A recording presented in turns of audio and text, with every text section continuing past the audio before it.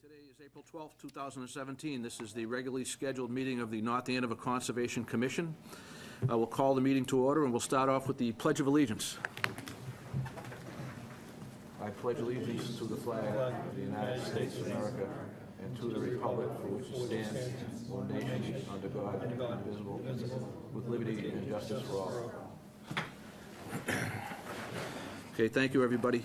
We're going to table the approval of the meeting minutes, and we're going to go right to public meetings. We are going to take some things out of order. I'd like to open the meeting up with the... Actually, I have the minutes. I've reviewed them. Only one grammatical change, and they're ready for motion. All right, we'll go back to minutes then. Minutes are ready. Do I hear a motion? So move to approve is drafted with that one revision. Yep. March 8th. Motion and a second. Any discussion? There be none. All those in favor say aye. Aye. Opposed? And that's unanimous. The minutes are approved. No need to table. So now I'd like to open up with the open space and trail improvements, Foxwood Trail Eagle Scout project. If the Eagle Scouts would be kind enough to have a seat at the table, and you can identify yourselves and tell us what your project is. Unless if, yeah, let's wait till, let me know when we're on there, Jen. So while Jen's doing that one, just give us your names and what troop you're in, and by that time, I'm sure we'll be live. My name's Anthony Passarello, and this is Philip Visser. we're from Boy Scout Troop 82 out of St. Michael's Parish. Tough troop. So all my boys know. 2 Eagle Scouts, by the way. Okay, so I know that we're on TV, I believe. So, We're not mirroring our, but we do have a program that allows us to watch what's going on the screen behind us.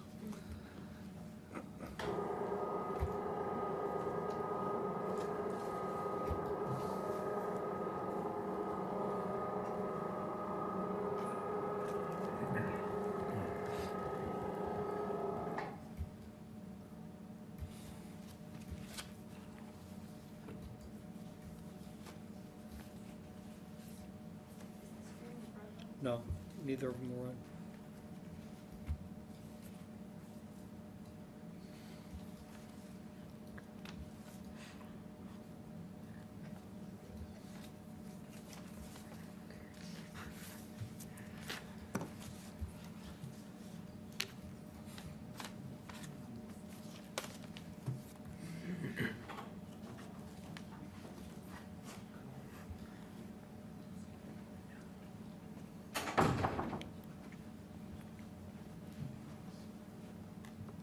Was it on or off? Before we started? Yes. It was?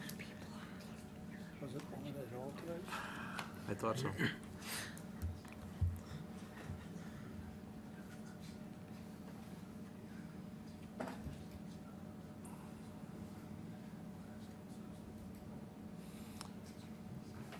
So we can run the meeting without it. you have copies of all the plans. We have everything we need, and we absolutely can, as long as the NACAM is recording and broadcasting, we can. We're just going to make sure the presenters have an easel next to the Right. podium. Right. So I'm ready to go if you are. The first presentation in front of you is the trail presentation. So this has been a long time in the making, and it is the connection of the Foxwood subdivision to Harold Parker. And I'll let our scout explain that to All you. right, so let's talk about that one. So my trail connects Foxwood Drive to Woodchuck Trail. So it goes through 0.15 miles of your land, and then it continues into state land until it eventually connects with Woodchuck Trail. The trail does pass through a very small area of wetland. I will be building a minimal impact boardwalk to cross the wetland. It'll only be a temporary disturbance during construction, and then it will have a very minimal impact. There'll be no footing. The span is long enough that there'll be no footings inside the wetland. Joe? Sure. So on the span where it's crossing a wetland, does the area ever inundate to the point that it actually floods? And do you think about the bridge that's sitting on the ground, that it might float? It's going to have concrete footings that'll be resting, so I doubt that that's going to float away. But it does have quite a large span, so even in flooding, the footings to the boardwalk will still likely be outside of a possible flood zone. And there's no flow of water through there, it's just a wet area, right? There is There's no brook or... I think there's a little flow. It's a slow moving. I've been working on it since I've been marking the trail and looking at the area since around October and November of last year. Mm-hmm. And from what I've seen, it's at its worst right now, and it's only like a couple inches deep, and it's more or less, it has some flow, but it's just kind of a pool of water that's kind of sitting there, and then it dries up. So I'm not so much asking the questions for the protection of the wetlands issue, though it's important to us, but I'm asking the question because what you're gonna have to do with the Eagle Scout project is talk about in your application and as the project moves forward, the things that you've thought about and the things that made you maybe change your mind about doing it a certain way. So those types of things you want to elaborate. I'm all set. Alrighty. So your trailhead begins up on Foxwood Drive? Yes. Is it, if my memory serves me correctly, going up Foxwood on the left, there's a little area where you can park, there's like a utility? Yeah. Is that where you're beginning your trail? Yeah, we have talked with the, actually the water department, and we are planning to put up a sign that says no parking, because we have seen, we actually did it too, we parked in that little area, but we figured out that they need 24-hour access, so we've also are gonna put up a sign that says no parking because there's a trail there, and people want to go on it, they might park there, but they can't, so we've also thought about putting up a sign, and I believe that we are. Yeah, okay, so if you wanted to use the trail, would you have to, where would you park?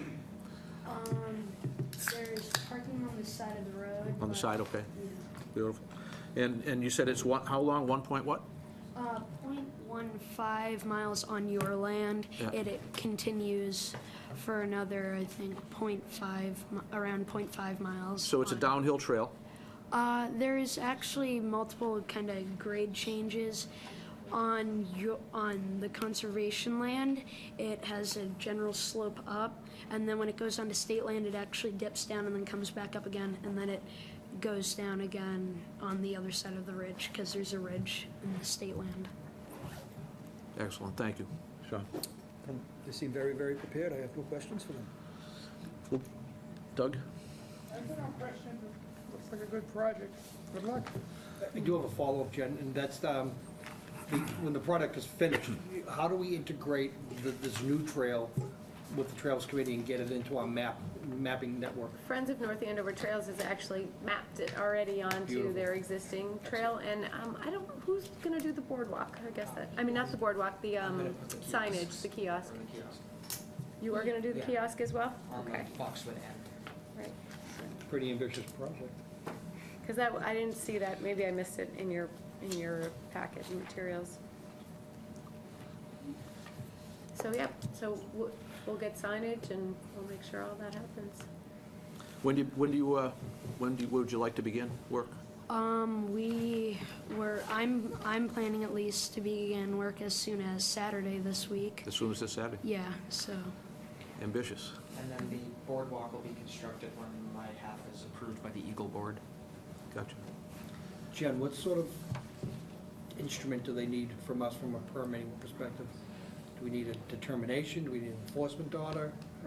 You've usually done these sorts of things under friendly enforcement orders. So when we There say isn't any- enforcement order, there's a mechanism, we have to give you a permit.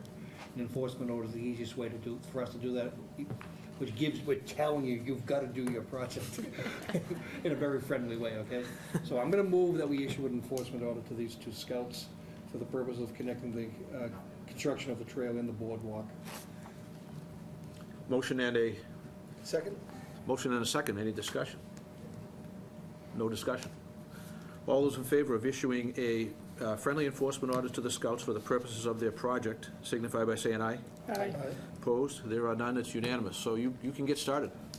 Okay, thank you. Thank you for coming before us. Telling you to get started. Yes, yes, Yeah. indeed. So we do need to figure out our, oh, there we go, we're back, hopefully. Thanks very much, guys. So we don't have anybody from Phonat here Why yet? are No? we not, so it says AirPlay up there, and when I display, something appears not, there's some reason that it's not displaying. Okay.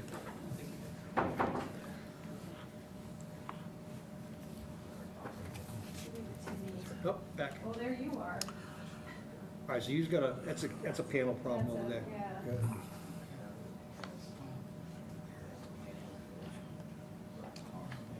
You're right there. The other one to your right. I just saw AirPlay, so I should be casting up there. All right. So can we proceed? Is there any reason why we can't? Other than the viewing audience won't be able to see what, hopefully you have enough materials in your packet to review, and I certainly have everything here if anyone needs copies. We held these hearings for years with no cameras, No video. and we got through it, so I think we can, yeah. We got in this trouble back then. I think, and we got in less trouble, yeah, we did. We all had a So- box of information. So, I'm fine, I have what I need, so. all right, we're going to take our best shot here, guys. As I said earlier, it's a long agenda. We're going to move things around to get things going. We don't want to keep anybody here longer than anybody has to be here. So if the projects go more than 5 minutes in their presentation, we may table that project, move them to the end, and then go to the next one to try to be fair so nobody's here all night. But we will start at the top and see how it goes. We'll start at NACC number 184, 78 Great Pond Road. It looks like a small project number 184.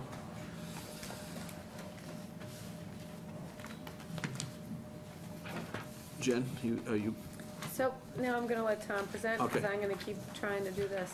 less is more, Tom. Okay, very quickly, this is a proposed small project at my residence at 78 Great Pond Road. Consists of two components. One is remodeling a deck into an interior finished space room on the same location, using the same structure, no alteration to the ground. And the other component is taking a mostly lawn area and making that into a patio, 12 by 14, 168 square feet. There's a pretty detailed description. There's no equipment required, no ground alteration for the deck. That's an impervious area with a patio under it that was approved and issued a certificate of compliance back a couple of years ago. The roof that will exist over the deck will be tied into the gutter system, so it will actually be running that stormwater right into the underground chambers which exist on site. So we'll actually be reducing the runoff to some degree. And the patio is just a simple case of scratching out a few inches of loam by hand and preparing a small gravel base and then wheelbarrowing in the concrete and keeping it in place. And that's the extent of the project. Okay. Joseph? No questions with regards to what's being proposed, but in the process of carrying out a review of this, Jen, you had issues with some mowing, extracurricular mowing? I wouldn't call it extracurricular, so the field's been hayed for many, many years. I Okay. think the person who was haying it was continuing to hay it and haying it in the same way he'd been haying it for a very long time. So I think he just needs to be informed that behind the permanent barriers is no longer, appropriate for that. I'm all in favor of keeping the field aspect of this project open, but, mowing behind the wall is sort of counterintuitive for me anyway. Yeah, just in terms of the clarification on that, when I bought this property, it wasn't subdivided, as you folks know. Timmy Rockwell had been mowing that field for the Stevens family for either years or decades, and they said when they transferred the property, Tom, why don't you use Timmy, he does a nice job. We just said, Tim, do what you've been doing. He mows it, he cuts it twice a year. Didn't really think about the fact that we were doing the delineation and what he had been cutting for however many decades might have been in the 25. He just continued doing the same thing. Now that we know, of course, we'll tell him to stay 25 feet away. And that's sufficient? Yeah. I mean, it's for me anyway. That's Okay, good. I'm all set. If that's what everybody wants, I'm not gonna argue against it. I do want to point out, however, that this commission has a long-standing open field policy with respect to converted farmland, This is a converted very hayland. 25 space between a stream and that wall gotcha. and those posts. I don't think that area needs to be mowed. The much larger field is out there, Ju- and this is kind of a strange place to mow now that it's established. Just know that when the minute we tell him to stop mowing, it's gonna convert to woody vegetation in 2 years, and it won't be a field anymore. Oh, no, So, No, no, This again, is that's what just the a little clarification strip is. This along is the that strip stream. coming in from Great Pond Road. okay, The rest of the field in back is- should continue to be continue mowed. to be mowed. okay. And I that agree. strip in from Great Pond Road should be mowed as well, beyond the 25-foot Yeah. non-disturbance. I just wanted to get it out there because we're concerned about field nesting species, Yeah. and the more fields that we take away from them, the fewer there will be to nest. So, And this- right, I'm this all is- set. This is a Sean. good field. Jim, do we have an application for this? It's not You enough should have the stuff. plans. We have the plans. The reason why I'm asking is because everything I'm reading on your recommendations deals with the patio, but there's also a proposed room conversion on here. Yep. Right. So if you look at that, so when the Wetlands Protection Act was brought into effect, there's exemptions for certain things, and those are things we gave exemptions to under the small project. Generally speaking, if you convert a deck to a room, we require that you file an RDA at a minimum. But there's no disturbance for the posts. It's gonna be on the existing support, and it's over an existing impervious patio. It seems sort of, that's why I suggested he had filed for the patio aspect of it, but it probably should be an L, other, given that the room conversion is over in an impervious surface. I didn't think that it necessarily qualified for the RDA aspect. There's going to be no ground disturbance. I don't think that rises to the level of an RDA. Just in the way of clarification, Sean, we're not even removing the existing deck or the piers. The piers are there to stay, the deck is there to stay. We're building right on top of what exists. The only thing that's gonna be in there is saws, hammers, hand tools for that brief period of Yeah, time. putting up walls and a roof That's over it, and then yeah. doing the interior. Yeah, exactly. And he's actually taking the roof drainage and putting it into the existing infiltration system, so Yeah, what we're was actually, previously runoff will now be infiltrated, so it's actually somewhat of an improvement over existing conditions. the net result is there's an 18 by 12 roof that's gonna be captured by the stormwater system that's in place, the underground system Yep. now. And then we're adding 14 by 12, so we're actually, the net result is 48 square feet less pervious area, or less runoff. It sounds like it's gonna be an improvement overall for Yeah, I everything. think so. But I'm just, the small project bylaw was kind of really limited in its purpose and really wasn't intended to transform a patio area into this, but I don't have any other questions. If I could show you the photos, but I can't. You all set? Doug? I'm all set. Doug's all set. Jen? So I would recommend approval as a small project L for the other category. As Sean points out, it isn't really just a patio, So you want us to consider this an L? an L. Okay. So we need a motion to consider first. Anybody feel moved? Oh, you move it, Joe. I move that we consider NACC number 184 to be a small project type L. Second. Motion and a second. Discussion? None. All those in favor say aye. Aye. Opposed? We have one opposed to the L, but the motion does pass. Now that it's classified as an L, we need another motion to approve or not approve, As planned. as As revisions. described. any conditions or contingencies. we As need. planned, and that the small project permit should also acknowledge that the applicant will be informing the mower to abide by the no disturb markers. And there will be a post-construction inspection. Yes. Anything else in discussion? There being none? Okay, so I have a motion and a second as amended. No further discussion. All those in favor say aye. Aye. Anybody opposed? Aye. One opposition. The motion passes. You have a small project letter L with mowing restrictions and a post-construction, and you're good to go. All right, thank you, folks. Thanks. Thanks very much. It's something, every time I go to cast, it just isn't displaying. Why isn't it displaying on the television? Because they're showing on the television. That's an upward feed somewhere. Well, we had it Oh, there it previously. goes. Just trying to be consistent.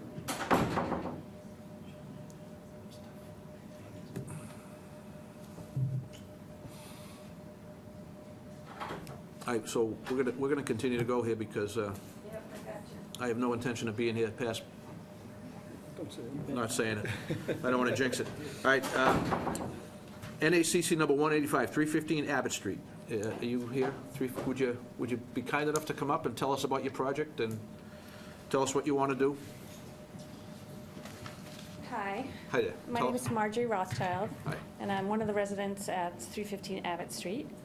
And our project is a 4-foot-high aluminum fence that we want to put around in our backyard. It would extend off the back of the house and pretty much be a square, making up the backyard, although well within the borders of our property lines. It's for the purpose of containing our dog. And we have made sure that we're well within the no-build areas and within the wetland areas that are along the back border of our property. So the only concern with this is, as a small project, it's supposed to allow for wildlife movement. They propose to do the fence straight into the ground with a special grate at the bottom for Small not dog. letting the puppy out. Yeah, I don't really have a lot of concern if you, just, this is the site, these 3 houses have a COC, you approved them quite a while ago. There's a stone wall that runs along a very steep slope that goes down to the vernal pool. I doubt migration patterns really consist going into the, even then, small critters could move through. The things that would be obstructed from going through would be turtles. yeah, Anything larger than basically a salamander or a snake isn't gonna make it through this. yeah. If that doesn't concern you, then it's outside the 50-foot no-build zone. They do propose a stone wall and a planting area as well, Inside the fence. inside the fence. Right, again, all outside the 50-foot no-build zone. So it's outside the 50? Yep. What's the distance from the vernal pool? Over 100, I would Okay, guess, from the all right. vernal pool. All right, that's all I have. Thank you. Joe? And again, the open bottom fence was more of a goal, and it was always intended to be taken in context with the migratory paths that were, any habitat was providing. So you're saying that there isn't any particular upland area where a turtle or anything would migrate and be hindered by this fence? Except out to the road. Except out, exactly.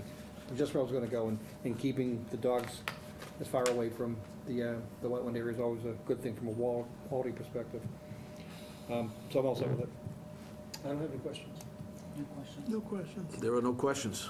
Anybody feel moved? I move that we consider the project request under NACC number 185 to be a small project type H. Second.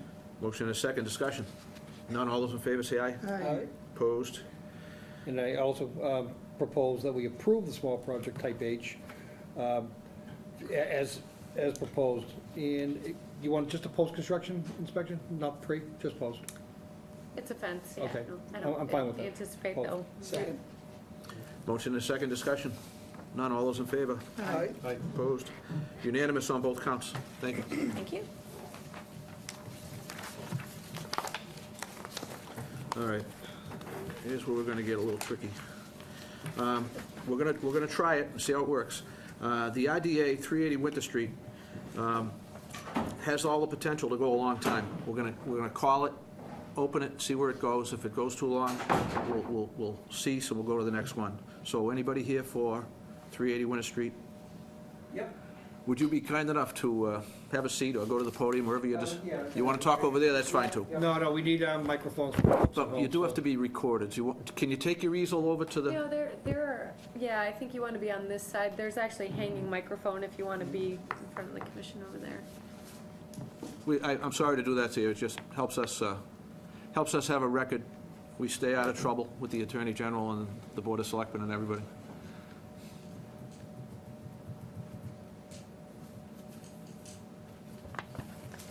All right, my name is Elliot Brundage, Landscape Design. I'm representing the Bannisters, Okay. 380 Winter Street.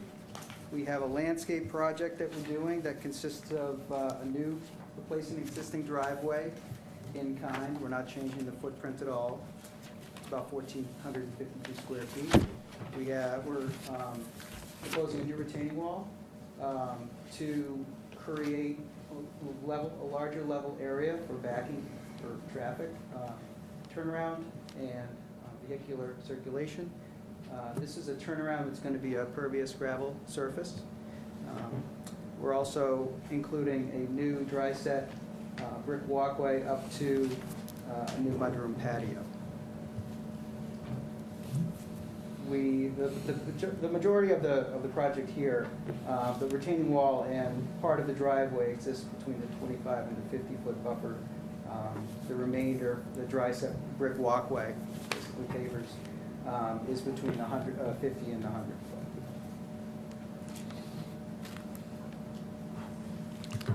So I was out there this evening, and I had not realized the wetland line had been reflagged. It had been reflagged from quite an old plan, but I told them if they were able to put those flags back in the field, that I would go, determine whether they were accurate or not. They are not accurate. So I think the wetland line needs to be dealt with separately. I did put one flag in the field where I thought the wetland line belongs.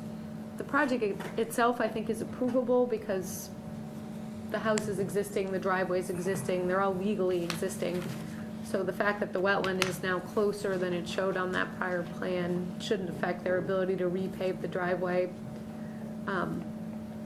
The retaining wall as proposed is farther away than the prior retaining wall.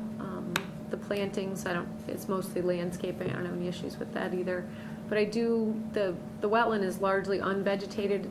Even the lawn doesn't really grow well there right now. It's there's a lot of moss, there's a lot of water, standing water, a lot of unvegetated area. Something else that was a little confounding is there's a turnaround area, which the applicant tells me was the actual access to the lot prior to the driveway being built. It doesn't show on the old plan, but it's there. It doesn't appear to be anything in violation per se. But I think the wetland line needs to be reflected accurately on the plan, and if there's a need to revegetate that area or to allow it to revegetate naturally, it should probably do so. There are, I noticed out in the wetland, mostly looked like ilex, maybe. Yeah. There's a few shrubs out there, but it's not heavily vegetated. Right. Okay. Joe? So, I'd like to move it along, but is it something that we have to confirm the line first, typically? So, I think Right. continuance is in order just for that reason, but, I think they should be encouraged by what we just heard, is that, get the line in place, the documentation is good, and then the project can move forward. Right, and I don't really think that there's, if they let the wetland reestablish, I think that's the restoration that's needed. I don't know that there's necessarily room for a 25-foot no disturb zone beyond that. It's going to be pretty much toe a slope at that point, so just So reestablishing. when we say let it reestablish, we know what it means. Does the applicant's representative with the applicant? Well, I think it's up to them how they want it to reestablish. They can let it go natural, or they had proposed some plantings. I don't think what you Yeah, we have- proposed are going to survive there, though. Rhododendron's not going to want wet feet like it is right now. We have some Rhodimax in there, plethora, and some Ilex verticillata. Right, so Proposed. the second two species would survive, the first probably not. Okay. It sounds to me, I'm going to go down the panel, but it sounds to me like we ought not to go forward without the delineation being refreshed. So, Sean? And when we say refreshed, we're talking about redone versus? No, shown on a plan, already. Yeah, I actually put one flag in the field. I'm happy to go back out there and kind of finish up the delineation. It's probably 3 flags total. So it's not something they need to have redelineated, but I didn't want to do a lot of digging around and replacing a flag. But do you without- disagree with the line right now? You disagree with the line? Yes, completely, So you think flags need to be moved? yes. The flag that I placed in the field was based off a plan that was done Yeah. by, Not a criticism by any means, it's just that, we know that wetlands are dynamic things. So when we issue a permit, we need to issue it against a line that's known. So the old line was a starting point. The actual line is what we need to finish with, as part of this proceeding. So, The line that you were looking at, what year was that delineated? I can't recall, but I believe it was from Andover Consultants, and it was when the septic system was put in, I think. And do you know what year that was? 20 years ago?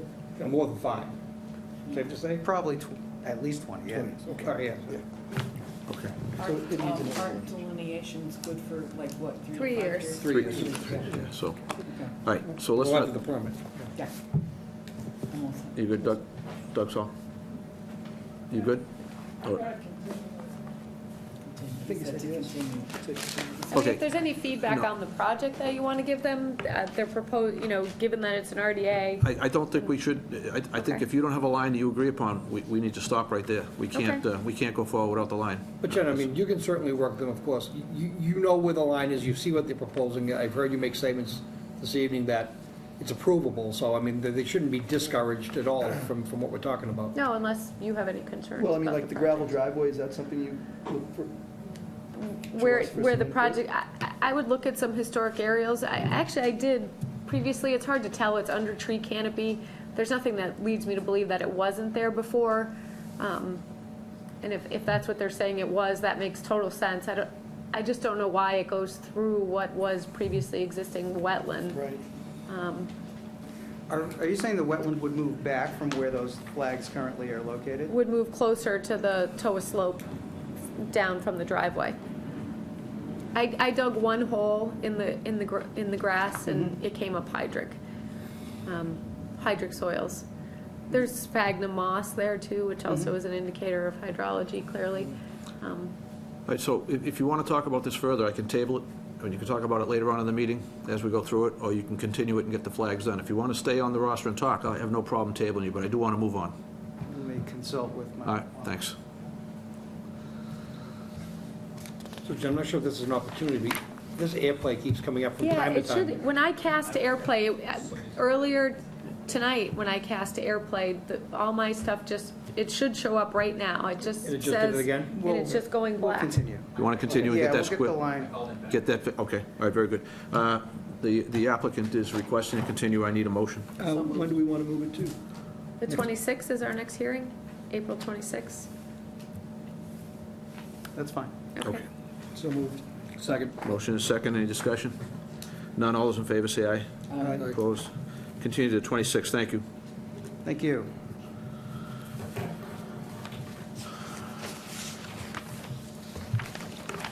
Three 325 Abbott Street is the next one up.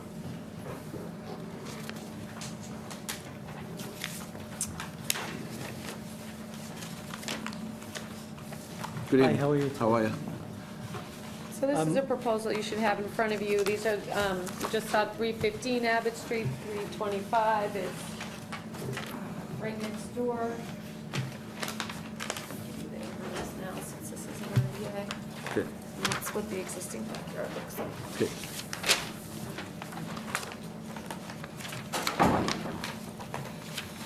So if you just tell us your name and what you want to do?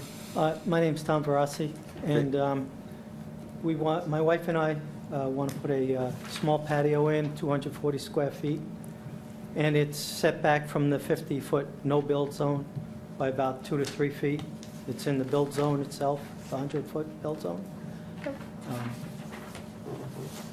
I also want to rebuild part of the retaining wall, which really is just a bunch of rocks right now, but I want to make it more stable, and it will help the drainage and everything else, so. Okay. So you, according to what I see here, Jen, they're 53 feet away? Right, so this isn't a small project because a patio with grading, a patio under a small project doesn't allow for grading. Gotcha, yeah. He will need to grade the site, install a retaining wall. No trees are proposed to be removed. You see, there's a line of trees just above the retaining wall. Okay. Okay, do you have any concerns before we go to the board? I guess my only concern would be that it, post the grading and the installation of the wall, that they stake out the patio, given that it's 53 feet away, and your plan isn't exactly a survey plan, that I want to make sure when they go to install it that they are in fact 53 feet away. Okay. Okay, Joe? I'm all set with everything. Joe's all set. Nope, no questions. No questions. Jen's requesting that the patio be staked out for pre-construction inspection. And they proposed erosion control, which could either be hay bales and silt fence or a wattle and silt fence. They have a little bit of a slope in the backyard, and they Okay. are doing grading work. All right. Ready for motion? Move the issue a negative determination with those recommendations, with those conditions. Second. Motion and second. Discussion? I hear none. All those in favor? Aye. Aye. Opposed? That's unanimous. You're all set. Thank you very much. Thanks. All right. 49 Bruin Hill Road. This appears to be, I'm sorry, Bruin Hill, 49 Bruin Hill Road. Or did we skip the agenda? 265. 265 It's Blue Ridge. I'm reading it wrong. 265 Blue Ridge, I stand corrected. 265 Blue Ridge, thank you, guys. So this is an after-the-fact notice of intent. The work actually hasn't been done, but the site was disturbed. We noticed this some time ago and alerted the homeowner to the fact that he needed a filing. Erosion control has been installed. It hasn't been installed correctly, but I've discussed that with the applicant in the field, and they're gonna get that silt fence trenched, not just out there. There's also a wattle, which is somewhat effective. The good part is nothing's migrated into the wetland. The wetland's been flagged. And I'll let the applicant present the proposal. Hi, my name is Vern Chelberg, and my firm is IV Studio, representing my client, Anthony Hutchins, the homeowner. The existing pool is remaining, and there was an existing concrete deck around that pool, and we're following pretty close the same layout as the previous concrete patio.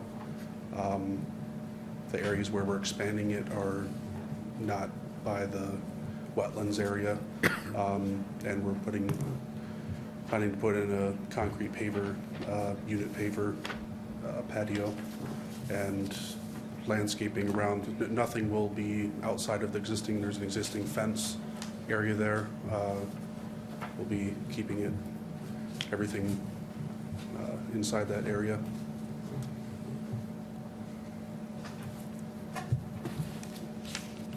Jen, anything we need to know before we? The erosion control needs to be reinstalled. Are you proposing new pool filtration? I know I discussed in the field with you about their desire to have cartridge-style, non-backwashing filters adjacent to wetlands. I haven't dug into that real specifically with the client, or no. The pool was installed 15, 20 years ago, Yeah, something like the that. pool has a There's no building sand. permit, does not have any conservation permit. These are not the original homeowners, and it's been more than 3 years that they've owned the house, so the pool isn't their violation anymore.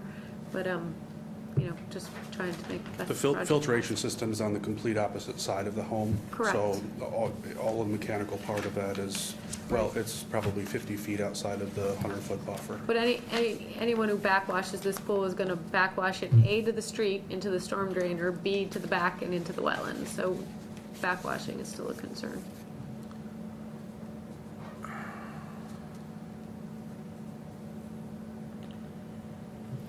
Okay. Joel? So I was just reading your recommendations, Jen. There may be just a typographical error. It's the removal of the deck, but retaining the existing pool. Yeah, if you look at the photos, the edge of the pool's been torn up, but the pool itself is still there. I'm not quite sure how you Correct, yeah. reconstruct Yeah. that aspect of it, but that's what they intend So to the do. reason why I ask is, I'm trying to get a feel for the grandfathered condition. And, so to make improvements and make changes to an existing pool would be very different than constructing new. I'm only saying if they're changing the system, Right. that's what you would want, but I don't know that they're changing the system, so. We are not, we're literally just redoing the patio surface. The whole concrete gunite shell is staying as is interior and all the mechanical side of it. So we're just Okay. resurfacing. Then, So what's the existing filter now? I believe it's a sand trap, the sand filter system. Sand? as opposed to like diatomaceous earth or, Yeah, Yeah, the old sand filters. yeah, so that's You'd have at to least. bump them down every now and then and No, have it's, to it's backwash. about, it's a daily backwash probably. yeah. Okay, so I see the problem. All right, So the only thing I ask in that regard is that if the existing filter equipment can be shown, and I think coming in as an RDA, I'm not sure how many conditions we want to put in, because it seems like this is a pretty ambitious project within jurisdiction.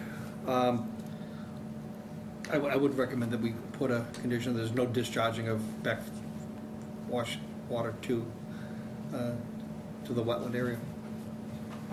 Or storm drainage, or to storm drainage. well, you're talking about the stormwater in the street? Right. I think that's the best we can do. If they don't propose to alter it, then I don't see making them. The only other thing I would recommend is some wetland markers down at the trees at the bottom. This is an older site. There are no, I don't think I saw it. There's wetland markers on the adjacent site, because you had conditioned a pool there. There is a fence, and there is no issue with the wetland line or disturbance to the wetland.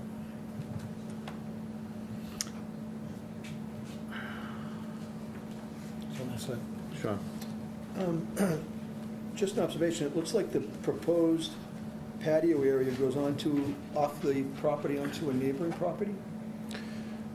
It's a unique site situation. It's some old grandfathered in easements or something that were part of, I don't know, it's a weird situation, but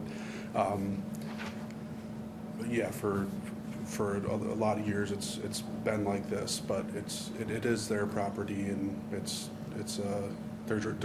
the property line actually goes through their driveway through the pool, but it goes back to an old easement 30 years ago or something that was granted. This road isn't that old. Blue Ridge Road was built, well, maybe it is 30 years. It's old enough. Which part of Blue Ridge is this? Is this from Bear Hill neighborhood or off of Salem? Salem Street. This is the one that comes. This used to be the old South Bradford Street. Give me 20 years then. I'll give you 20. You're probably right at 30, I guess. It's close to 30. We're all getting old. I guess so. All right, I'll give you that too. Okay, so, Okay, so it's shown on the diagram. It does show what's going on the other property, but you're saying that there are licenses or easements or something in place to, so that's not a concern. And where that is shown here, is that currently patio, well, not currently because it's already been changed, but before renovation started, was that patio going on to the neighboring property? Yeah. It was. Okay, thanks. I'm having another question. No question.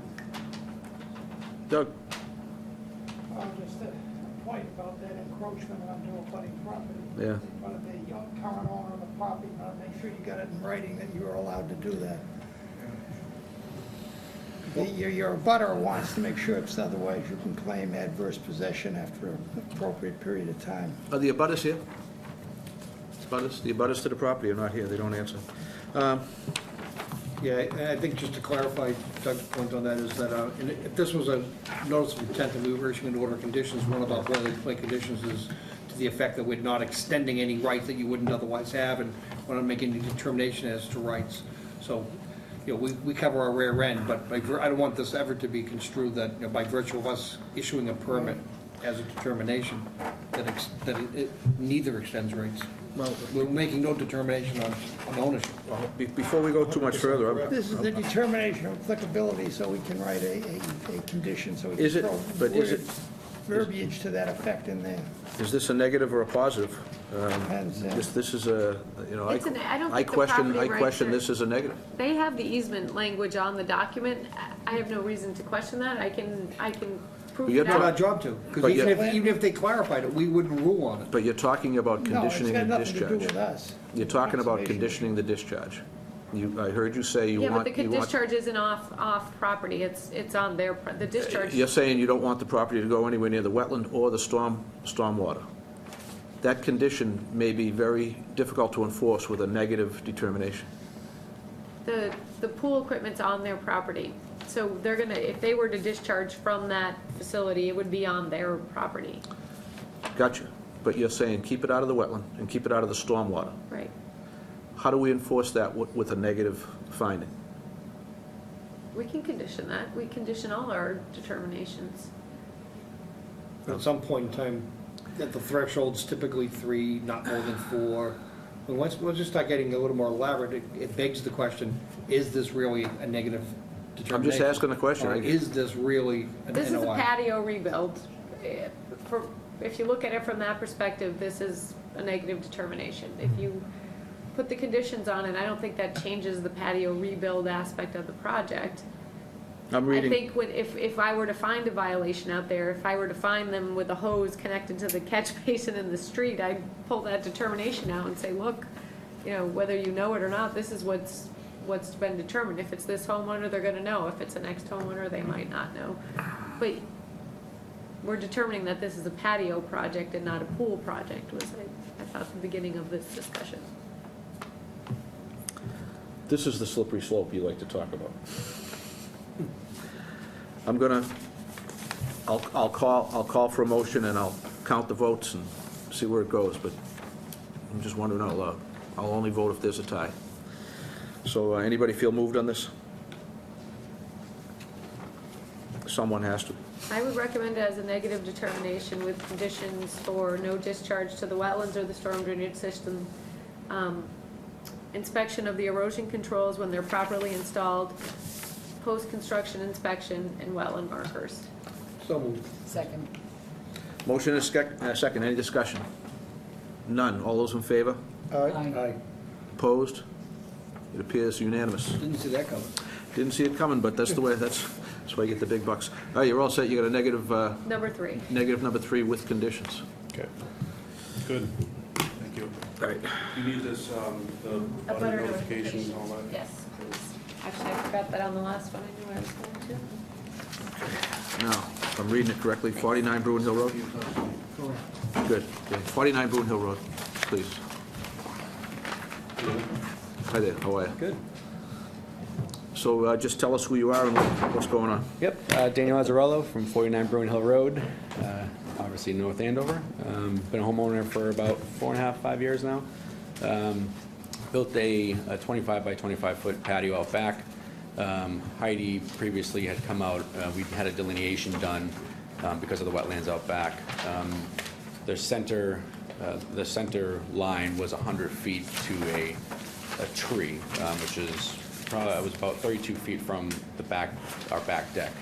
At that point, we built the patio 25 feet out, staying out of the wetlands. What we didn't know was, and what Jen had shown us, is to the corner, at the corner patio is actually 91 feet to a delineation that's kind of out at an angle. And that's where we fell into this issue. So that is our fault for not understanding that or seeing that. So how it transpired is Heidi wrote them a letter to remove 3 trees on their property. And she required them to get the wetland delineation. They did. I have that wetland delineation on file. Within the delineation, there was a patio proposed. It's actually shown on the delineation plan. I think there was miscommunication about they believe they couldn't do work in the wetland, not Correct. just within the buffer zone. The delineation report doesn't really say that, but it's neither here nor there. It's built, by my measurements, 89 feet away. Okay, sorry. There isn't just the patio, but there's a flat area that was developed to put the patio, so it's grading as well as the patio. The trees have been removed. There is a somewhat cleared area behind the house. I was alerted by neighbors that there was fill being placed in that area. I let them know that that was not allowed. They removed that fill. I think there's a better understanding of what the resource areas on their property are now, and I don't anticipate any further violations or encroachments No, with this definitely not. education. I do think there's very little of the 25-foot no disturb zone that's actually on their property. But where there is, I think it's a tree kind of over in one corner, we should probably put a wetland marker and Other than that, there's, since it's post-construction, no Okay, conditions required. all right, Joe. I mean, that's a very fascinating story, but the thing that comes right down to is 89 feet, you are lucky that it wasn't closer, because boy, oh boy, for all the action that happened out there, this could have been a real messy problem for a young Yeah. homeowner. Yeah, And you've I been agree. dealing with a hell of a pickle to clean up. So I think you're very fortunate that Jen's working with you in resolving this. Thanks. Sean? In one of the pictures that we have here, it shows like a patio, and it looks like there are two poles further away from the house towards the wetland. They're Those on are the the, National Grid easement. Okay, so there's a telephone pole? Yeah. Leonard Farm is behind them. Oh, okay. Yep. Excuse me, is this a bud, farm? I don't know if it directly abuts, I'd have to look. Do we have a locust plan? I guess that would tell you. Is this, Yep, it does, it directly abuts the farm. Oh, no, it does. maybe It's the, hard to tell. It's on Bruin Hill Road, the, Yes, but is it the last one there on the No. no, it's No, not. I don't think you directly abut, but it is the wetland that is also on your property. I don't have any other questions. Doug has no questions, okay. I just want to note that according to Jen's notes, triple filing fees were paid. And with that, we're ready for a motion. We have some. Well, there are butters present. Oh, are there abutters here that want to talk? Oh, okay. Have a seat for a second, let the abutters come up and ask questions, and just sit right at this table here, so in case you have to respond, okay? Hi there. Hi, Bonnie Wilkinson, 41 Bruin Hill Road. Hi. Hi. I have concerns because, and I'm the one that talked to Jennifer about this, there's a lot of trees that were cleared and continue to be cleared, other than the 3 that were approved by, I'm sorry, I don't remember the person before there. Heidi. And so that's my concern, they're still continuing. I'd like to request if we can restore the area back to where, it, what it was before, because, it's, 1, it's wetlands, and 2, we keep building, and there's less and less room for animals and, the birds to nest and things of that nature. And I personally bought the house because I want to live in the woods. Sure. So I'd like to see if we could get it restored back to what that is, and I'd like to make sure that no more clearing or anything is stated, because he continues to go out even in the fall and continue to clear long after the, the patio was being built. And my biggest concern too is that what he created now has an erosion effect, so he tried to fill it with hazardous waste. And that's where I had Jennifer come out and stop the project immediately, because obviously, that's right on top of the wetlands, and I don't know how much further it is, but also my land is behind his property. So I don't want to, be involved with doing something that is harming the environment. Okay. So I'm very concerned, and we have other neighbors that are concerned. It just appears to be not educating and not doing the right thing and permitting ahead of time, throwing his trash debris on someone else's lawn. It's just, there seems to be a pattern here of not being a good neighbor. Okay, Bonnie, hold on there for a second. Yeah. Jennifer, well, that's not. which one do you want? Which one, do you want this one? What was the agenda taken? Maybe Heidi took them.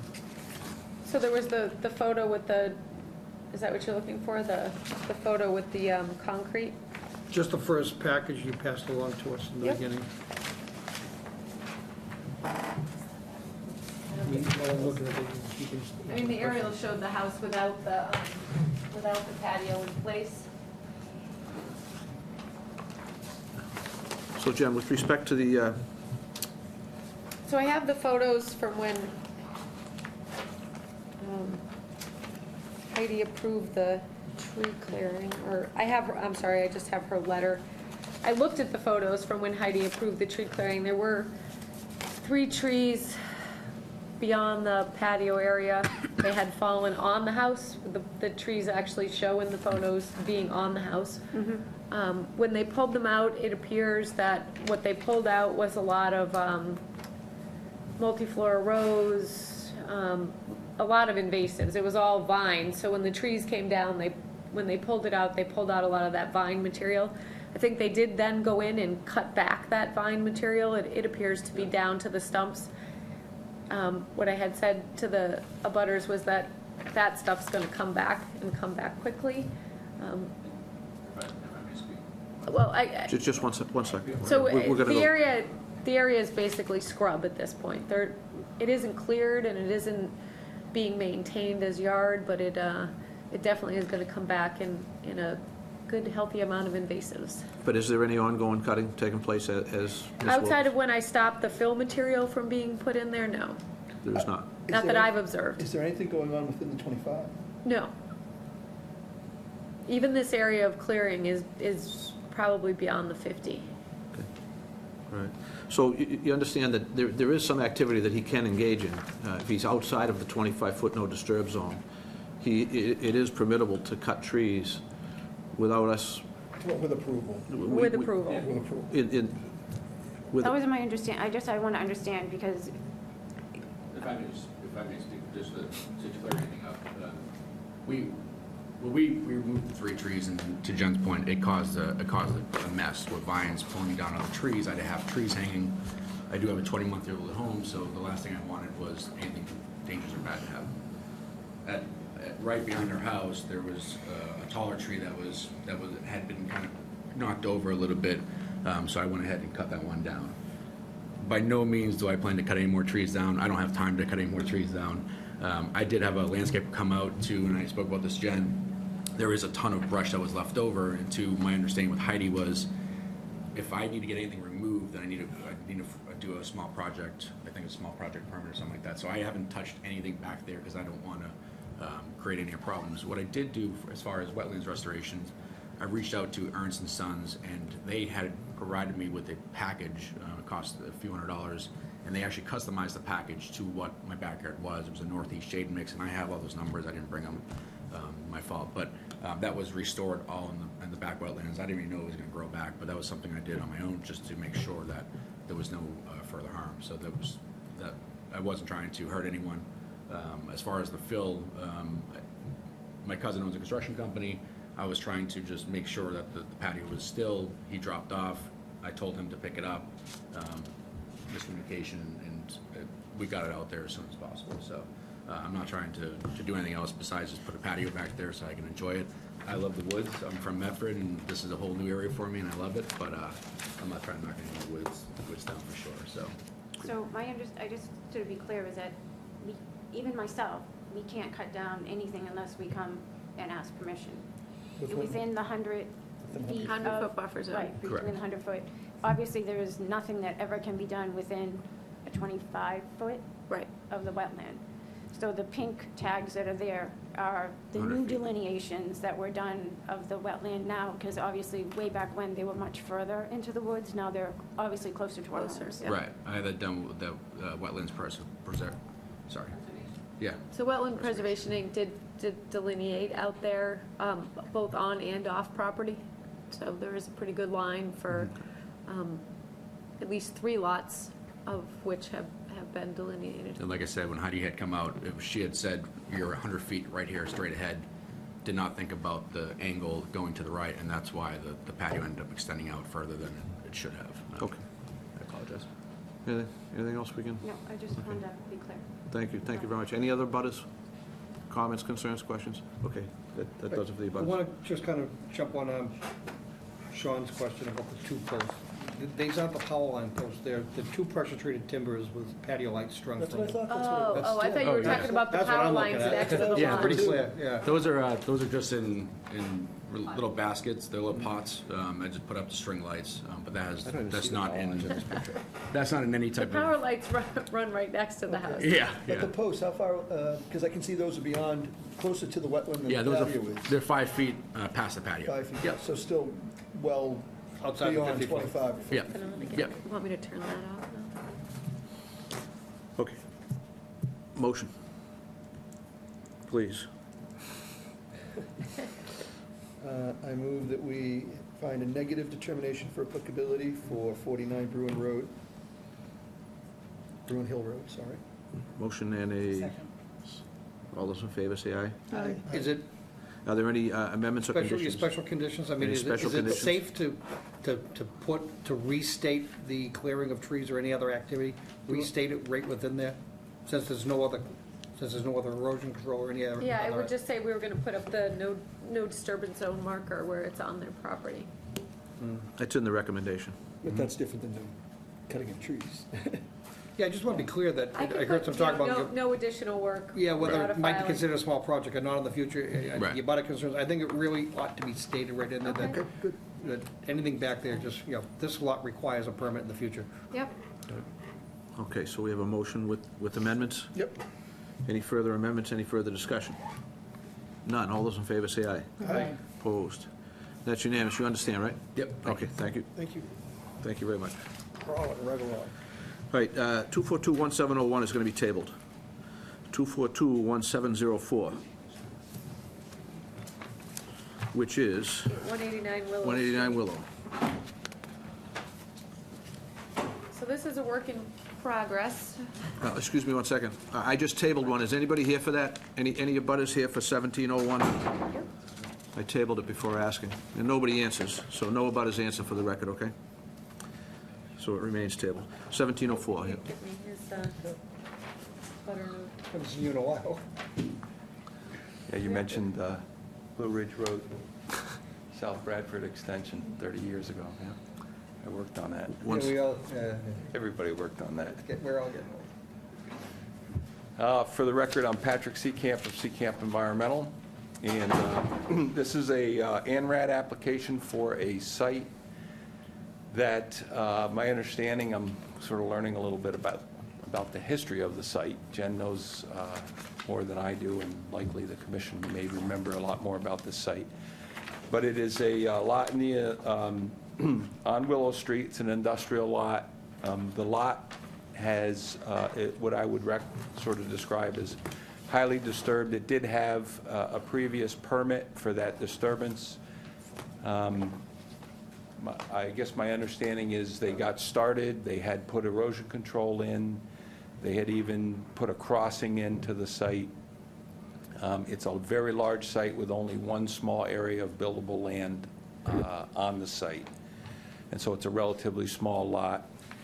There were some tags already up on the trees, the town of North Andover's conservation tags. So it was well into the process. I guess I had an order of conditions to do what they did. The order of conditions lapsed. I'm working for the new owners of the site, which is Tropiano Construction, and I went out and redelineated as best I could the original, somewhat to the original wetland line, and then I found an isolated wetland that, as a result of them leaving the site in an ungraded and rutted position on this, in the interior portion of what would have been approved as upland area. I approached it as a disturbed site, so there's a lot of professional judgment that I was applying. Jen did come out and review the wetland line with me earlier this week. I've made some flag changes. I've expanded the isolated wetland area considerably on the site as a result of looking at some more of the hydric soil boundaries within the ruts. It's a mess. The soils on the site are a mess because a lot of what they did was they grubbed the site, they pulled the stumps, they left holes, they left ruts, they never finished the grading of the site. And so you leave a site in that condition and all kinds of things happen. So I have revised the wetland line. I do not have a revised plan yet to submit to the commission. That is currently being surveyed and will be revised accordingly. And so I wholly expect to resubmit the delineation plan for your review. So that's where we are. So, again, just still trying to So reboot up close. here. But if anyone recalls, this is Dr. Chatterjee's site Yep. at 189 Willow. Used to be It was- Anna Laros before that. It was permitted in something like 05, 06 originally. When I came on in 2008, we issued them an enforcement order. He had installed the culvert crossing, but the first order of business was supposed to have been to put the wetland replication in. So we ordered him to put the wetland replication in. And So that was done, the wetland replication in, that's part, ooh, look, part of the new delineation. I guess why I had them come, we did review the perimeter wetland delineation, and it had been flagged previously, and whether it has changed since it was flagged, or whether it was not properly reviewed back in the day, I'm not gonna comment, I have no idea. But the wetland line changed somewhat, some of Mr. Seacamp's flags were down in the field due to just time and the winter and whatever. So we redelineated the outskirts. The isolated area that's in the middle, I left the site mostly due to time constraints, and Mr. Seacamp was gonna work on determining what that area encompassed. It's probably more than 1,000 square feet if you pull in the various ruts and divots and areas. We also, I found my emails about the site at that time. We basically were going to re-permit this so that he could just go back and landscape the area, kind of fill in those areas, but he never did it. And so it is what it is. What I kind of wanted to get your sense on, knowing that we're waiting for the revised plan and with the revised flags, is are you going to hold the new applicant to there being an isolated wetland on site, or are we somewhat to the way that we permitted maybe For Jetta, forget. not for Jettas, but over on near Campion, off of Campion Road, Yeah. where a wetland had developed as part of a site disturbance a long time ago. Basically, they would permit it, they would acknowledge that it exists. You know, there's gonna be a lot of issues with this site, the new wetland line, the ability to do stormwater management on a site that basically now doesn't have a topsoil layer. There's gonna be a lot of constraints. I'm not sure it's developable. I think that's something that they can look forward to, but Doesn't look developable. I guess that's just the point, is how Mr. Seacamp should consider that isolated area moving forward. Very complicated, and you've made me recall a lot of the issues, but not all of them, I'm afraid. And again, you weren't here in the beginning of it all. There were several violations even before we got to the point of them getting it to the point that it's at now, when they walked away from it. And even then, that was an awful long time ago.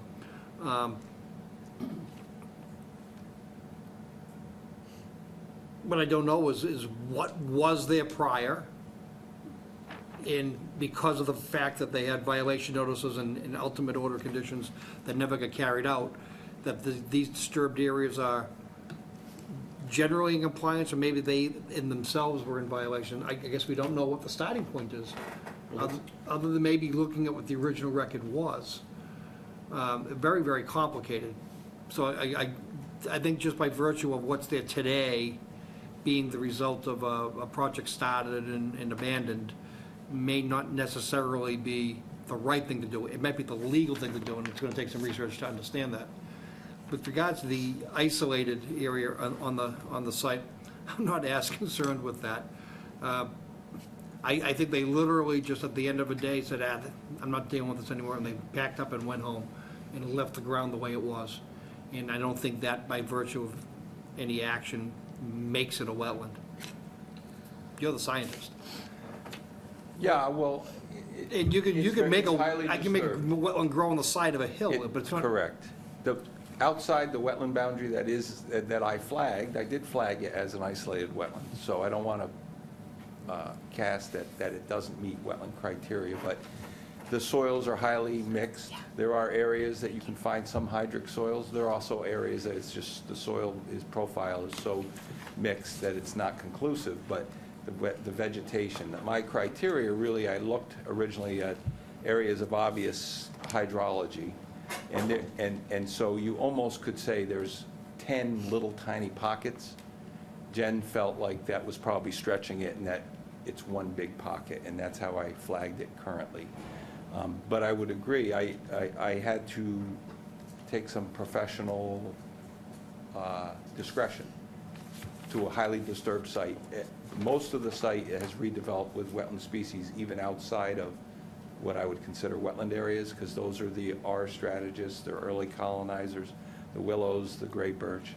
So the vegetation on the site is not really indicative of whether it's an upland or a wetland, unfortunately. Red maple seeds in heavily on any disturbance.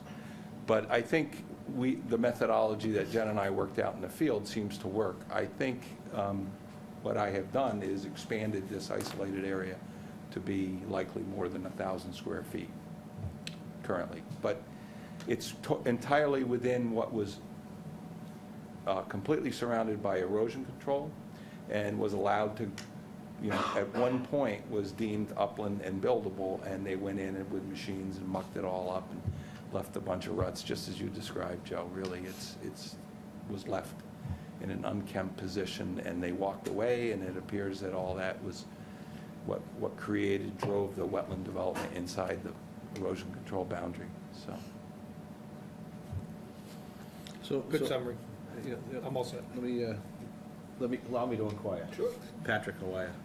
Good. So, you and I have known each other a long time, and I'm one of those guys that's a firm believer that, in this case, the science has to drive what the information is. This is not something that we can all speculate on. It's all about the science. And you and Jen are the scientists of record on this project right now. Is there agreement between you, or is there disagreement? No, I think generally there's agreement between us. So I think my approach initially, I was flavored a little bit with the past history of this being an approved buildable lot, Yeah. and the disturbance a result of a legal activity, if you will. So I think that flavored the way I approached my delineation. I think Jen and I were in disagreement in terms of the characteristics of the isolated area, but I don't want to, it meets the criteria to be a jurisdictional isolated wetland under North Andover bylaw. And that's essentially, right down to the point, exactly what I'm asking. That's your opinion, and you don't disagree? No, again, it might be worthy of a site visit at some point to. I think that, I understand it, but this is a highly scientific opinion that's taking place here.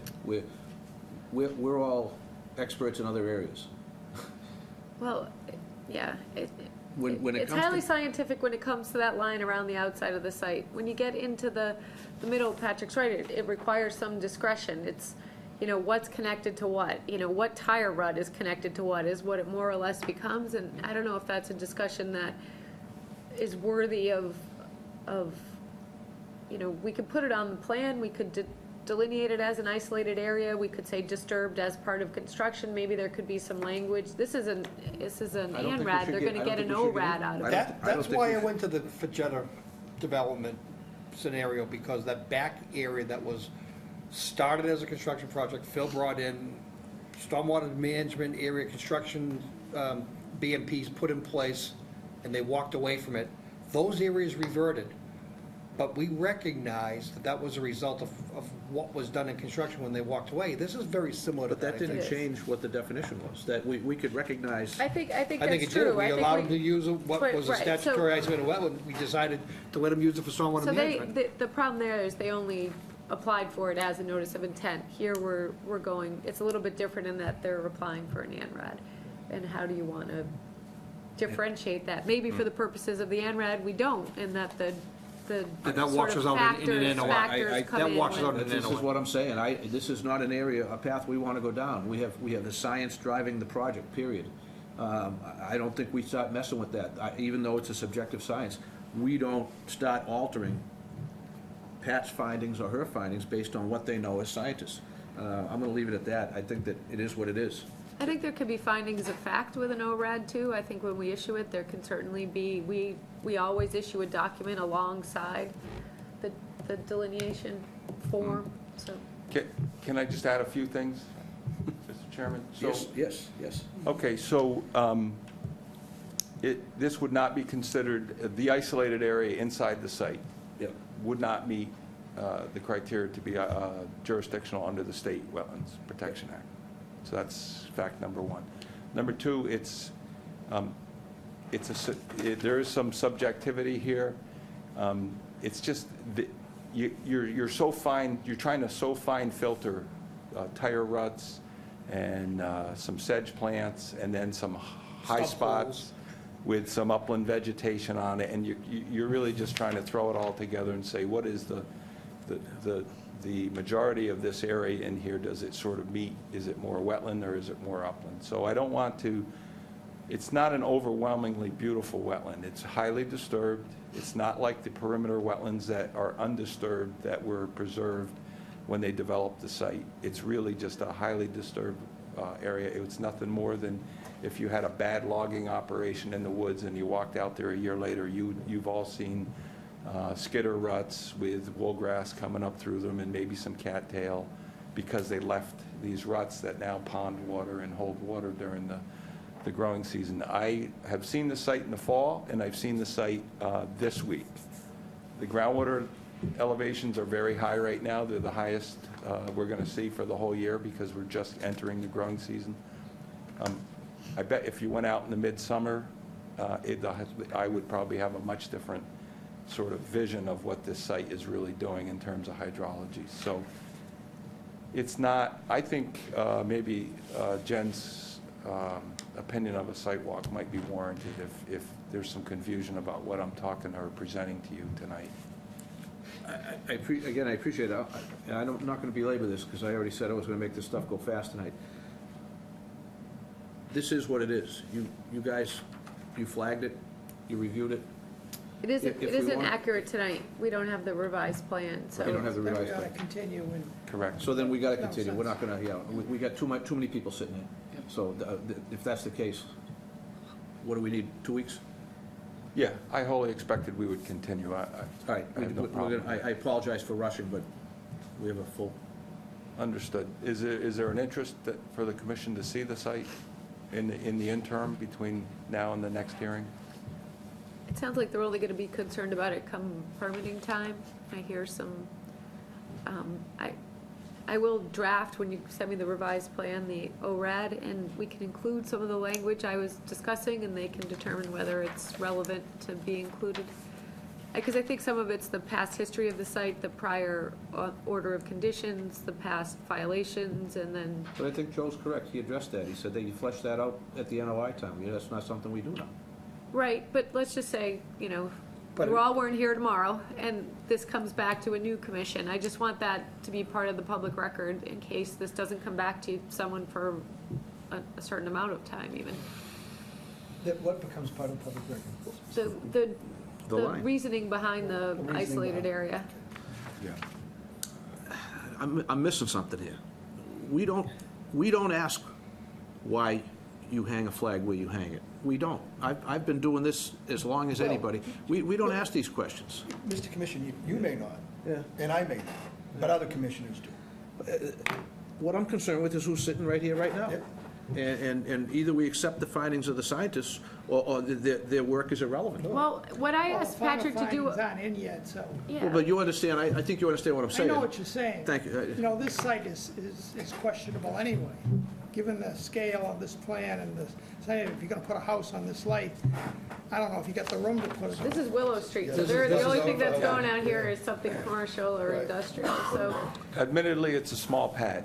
It's a very large site, however, that has been, It may be a part large of the site, but wetland it's mostly area. wetlands. correct, most of the site is So wetlands. it's sort of a lot that should remain vacant and not be built on. Well, I don't think my client would necessarily They agree may with not, that. but there may not be enough room to put a house on.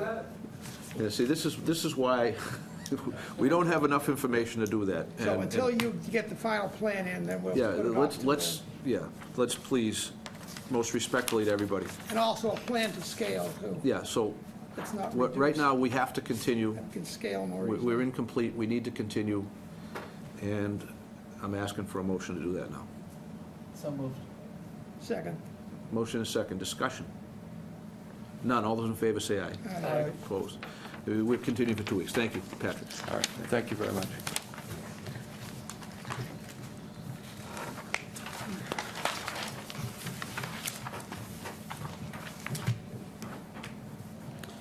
Okay, 242-1700, which is 203 Katuah Street, is requesting to continue to 426-17. Did you want to discuss, or? Yeah, I just wanted to, Mr. Chairman, with Bob Douglas, I just wanted to, I'm a wetland scientist on Dennis' behalf, I'd like to just ask to continue. Okay. No problem at all. We're happy to continue. Is that date okay, 26th? Yep, that'd be great, thank you. So moved. Second. Motion is second. Discussion? None. All those in favor? Aye. Opposed? And that is continued. Thank you, sir. Jen, do I have any others that want to continue here? We're gonna continue 2 COC requests, but I don't think that's something that we need to do Right. right now. Okay, we'll take them in order. 242, 1689, 1975 Salem Street, lots 1 through 3, Livingstone Development. So, we've seen a lot of this one. Let me just find it here. This looks like this is probably ready to close. It is, they have filed for their land disturbance permit with the planning board. I've drafted the order of conditions.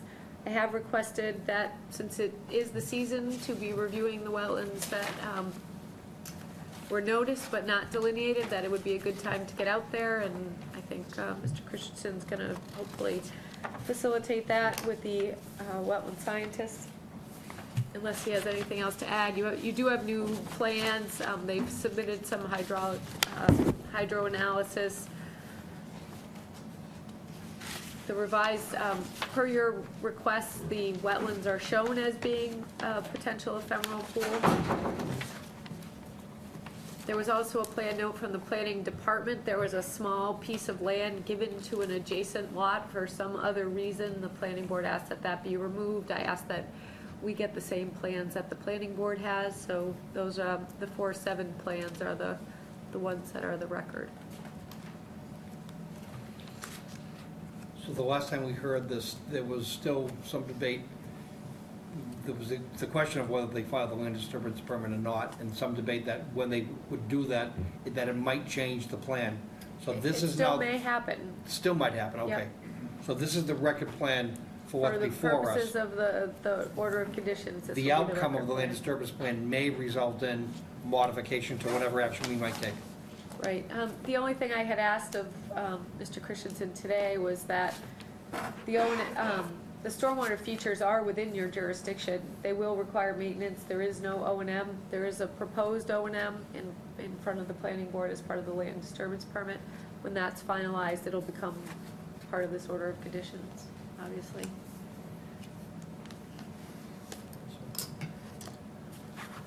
Sure. No waivers on this, right? Ultimately, you said it didn't require a limited project filing, Right, the but that's total based, permanently disturbed area total is permanent under versus- 5,000, right? but not the total proposed during construction disturbance. So it was filed as a limited project, so either way, that does not Yes. require a waiver. But as far as the setbacks, Correct, they meet the setbacks. no questions? No question. Well, So- I do have one question. Are there any proposed barriers along where there's only one series of wetlands on this, right? It's on the north side? So proposed series of barriers, Proposed, Well, the principal wetland is across the street, right. and that's what drove this Yep. initial discussion. Of course, it evolved into the stuff on the periphery of the hill. yeah. But I was looking at the potential wetland that's marked there with setbacks from there. There's no proposed disturbance within the 50-foot no disturb zone, so it would remain wooded, which it is now. Are you gonna put markers out? I have conditioned markers, so whatever wetland winds up being the final wetland, since this hasn't been actually confirmed, or even if it doesn't end up being confirmed, I don't know if you have property owner access, then the wetland markers would go on the 50-foot no disturbance zone to that potential ephemeral pool. No other questions? Okay, so Jen, it doesn't appear there are any other questions here. Are there any abutters here that want to be heard? And no abutters answer. So where are you on this, Jen? Are we ready to go, or what do you want? Yeah, good to go. It's ready to go? Ready for a motion? Move that we Apparently it close, is. move that we close 242, 1689, there's a decision within 21 days. Second. Motion is second. Any further discussion? There is none. All those in favor say aye. Aye. Opposed, and it is closed. Thank you. Thank you.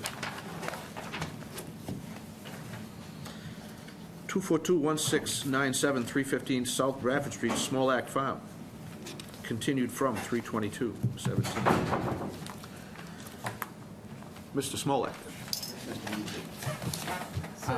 After the meeting the last time, there were a few other things that Jen brought to our attention that could be modified, and I totally agree with it. There's a fence extension that will run on the 25-foot line, as well as some more planting in a buffer area, and I'm fine to do that. Yep, so this is the revised plan set showing everything that was presented at the last hearing. You had approved the waiver of the location of the paver patio within the no-build zone based on a total restoration of the 25-foot no-disturb zone along that area where currently there is no planting. And an alternative analysis. The alternatives analysis was presented and approved, but the planting, at least per my understanding, was supposed to continue all the way along the edge of the 25-foot no-disturb zone where the pad was to be proposed. The fencing was shown there, but the planting kind of just was around the back, as you can, is sort of reflected by the dark area way at the top of the screen there. So I've conditioned now, in the order that I drafted, that planting would continue all the way down to the first structure that's to be protected that exists out there from a prior state. And then the fencing goes all the way down one side of the pad, but doesn't come down the short end of the pad. So I just also conditioned that the fencing would continue, and I think those are the two things Mr. Smolak was referring to. Everything else, O&M plan, stormwater checklist, all of those things have been addressed. Yeah, and I'll work with Jen as far as appropriate plants. It'll look better if I put some plants in there anyway, Yep. so I'm happy to do it. Sounds like we have agreement. Any abutters here for this project tonight? And no abutters answer? Joe? I'm all set. Sean? No questions. No questions. No questions and total agreement. Sounds like a motion to me. Move that we close the public hearing on 242-1697, initial decision within 21 days. Second. Motion and second. Discussion. None. All those in favor? Aye. Opposed? That's unanimous. Thank you, Okay, sir. Fast enough, Al? Fast enough? You did a great job. You follow instructions perfectly. Nicely done. Those instructions. Nicely done. You're a good example. Okay, thank We're going to save that recording. All right, where are we?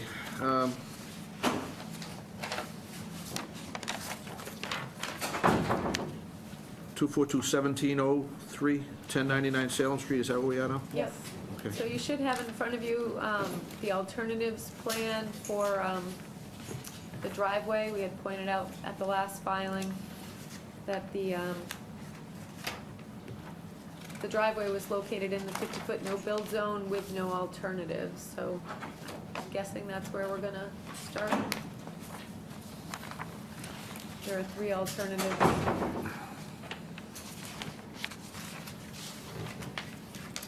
I can review briefly. I think there's some discussion still going on whether a land disturbance permit is required. I had presented my analysis of what the stormwater bylaw requires. I don't believe that it's just disturbance of an acre that triggers the stormwater bylaw. It's drainage of an area of more than an acre that could trigger the stormwater bylaw. I think I sense there's some discussion still going on with the planning board as to whether the stormwater bylaw is or is not required on this site. The applicant did agree that the strip down the middle of the 2 driveways was likely an area that is not going to be preserved, but there is a tree island on the site which they argue still will be preserved, and hence puts them at the 0.98 acres instead of the 1 acre of disturbance. That does trouble me, but is not our decision to make, so. That said, I'll let you present. Perfect. All right, Craig Marchando, Marchando and Associates. Jen summed up well. We are still discussing this with planning board regarding the land disturbance permit. We're continuing to the next hearing on that matter. With respect to your comments from last time, the takeaways I jotted down, we've upgraded the wattles from 8-inch to a 12-inch and added the trench silt fence behind it per Jen's request. That's not a problem for us at all. The next big item, Jen already mentioned was the driveway alternatives. We are somewhat handcuffed with the special permit, the frontage exception, to that lot line. The lot to the right, we're referring to as Lot 2, has a minimum frontage of 50 feet and a minimum width of 50 feet. So that lot line is as far away from the wetlands off to the left of your plans as we can make it, essentially. So we prepared 3 driveway alternatives. And see, I brought them, I have them full size if you guys want those up here as well. But Jen has them there on the screen. So in all 3 of these options, we reduced the driveway width to only 10 feet for both lots. And there's approximately 150 square feet of one of those driveways within the 50-foot no-build, as shown on the screen now. The second alternative is we can make the first, I don't think we actually assign a technical length to that, but that whole section shown on the screen there, beyond the area of the driveway that's in the 50-foot would make that pervious pavers. Looks like 400 or so square feet, if I can, almost 500 square feet, if I can see that far. And the third alternative is naturally less desirable for us, to be honest with you. We could scoot the driveways over to the right and put an easement on Lot 2 to grant access to Lot 1, shown in that hatched area there, which would also require us to get an additional special permit with the planning board. So we naturally prefer options 1 or 2, to be honest with you. And that's pretty much all I have. I had also commented that we don't have the site plan up outside of the alternatives analysis. Oops, sorry, wrong one. The NOI plan still does propose, I should download that because that's just a swale as the stormwater management for this slope, what we know is probably a largely glacial till site, being on the backside of the same hill we were just proposing the trails on, the Foxwood subdivision, and I think whatever the next one over from it is, I always Woodchuck. it's on Woodchuck Hill, basically. But there isn't really much in the way of detail. There's, down in the lower left-hand corner is the detail on that swale. I don't see any check dams, or it's a 1 foot by 1 foot stone-filled trench on either side of the driveways, which, Yes, that's one thing I guess I forgot to mention. We removed that swale in the middle that you guys didn't see. it's now on each side. Right, correct, yeah, down the lot line, we took that out of there. So now we just have the 1 foot stone trench on one side of each of the 2 driveways, the outside of each driveway, essentially.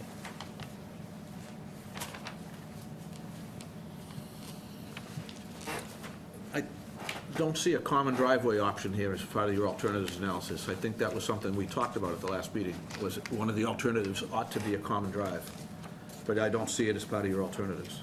Yeah, you're correct. We did mention that in the last hearing, and I think some of the people on the commission seemed they were not in favor of a common drive, as we aren't from our side for potential buyers, naturally.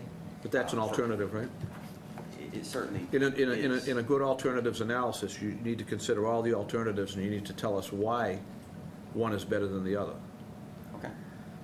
I'm not seeing that. I'm seeing a good start, but I'm not seeing that. Am I alone in that? It would be another special permit they would need to get. I'm not Would neither not- here would nor that there not- on that. wouldn't that It is be- an alternative, it is something that was noted at the last meeting. I mean, it's rare that we are faced with that, but we've done it in the past. Al, if you remember, there was a house off of Mass Avenue about 15 years ago where, that there was no way they could build a house any further away from the wetland area because of zoning requirements, and under the alternatives analysis, it required a waiver. Yeah. And under the alternatives analysis, we required them to go to zoning and get shot down, and they got approved. And they got approved. It made it comply. So, I mean, it's not like it hasn't been done. It has. I'm not sure it's a viable alternative overall, but it's certainly something we Well, there's houses on Forest Street that are single driveway, or a driveway goes in so far, then it splits. So So you hate to say you've already closed the alternative analysis, if you could open it back up. So there were three options that were proposed, because I think the alternatives Yep. analysis is the very first part of this discussion before we get into the specifics of what they're proposing. I would agree. I think that's, we have to be Yeah. there first. So if I looked at the alternatives analysis, there were three options, and the second, including pervious pavers at the bottom, Yes. if I, just to paraphrase. Sorry, that's the written description. I can put some up on the board if you prefer to here. Actually, but it's there, if you think I'm staring into space, it's in front of us here. Yeah, and we've got them in front of us So here. there's number one, which is basically how it was proposed. Right. So Number two. pervious yeah. pavers at the very bottom. For pervious pavers to work, you're dealing with the substrate, it's not the surface itself, the ability to absorb it. It's how does that water pass down through the subbase and get down into a good permeable layer. And it's right adjacent to a wetland, so I don't even think it's engineeringly sound practice to even do pervious pavers at the bottom. So I don't think that's a viable alternative at all, and I simply don't think it works. The bottom one gets us away from the wetland, but still doesn't go to the common drive, but it does require an easement. Or, we just saw an easement with a swimming pool on a neighbor's property, Yeah, it seems, it would seem. it would seem, it would seem. So I don't think that's necessarily, it's certainly more desirable than a common driveway, from what I'm hearing you say, because you didn't even consider that. We would prefer this over a common driveway. So with these alternatives stated, in the first one being what you've got proposed, which is what we saw at the first hearing, you know, what I'm looking at is, what do we really have here? What we have is a very steep hill. We have an overburdened, overlying glacial till. Ostensibly, what we have is a perched water table. We do know that you've done some test pitting at septic systems. Yes. But not elsewhere. Correct. So we don't know what else we have out there.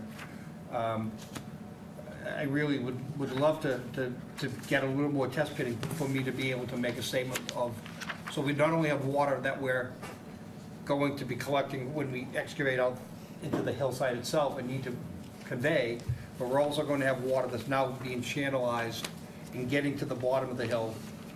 And where does it go? Either directly to the wetland area, or does it get into the municipal street drainage, if there is some? And I think there is.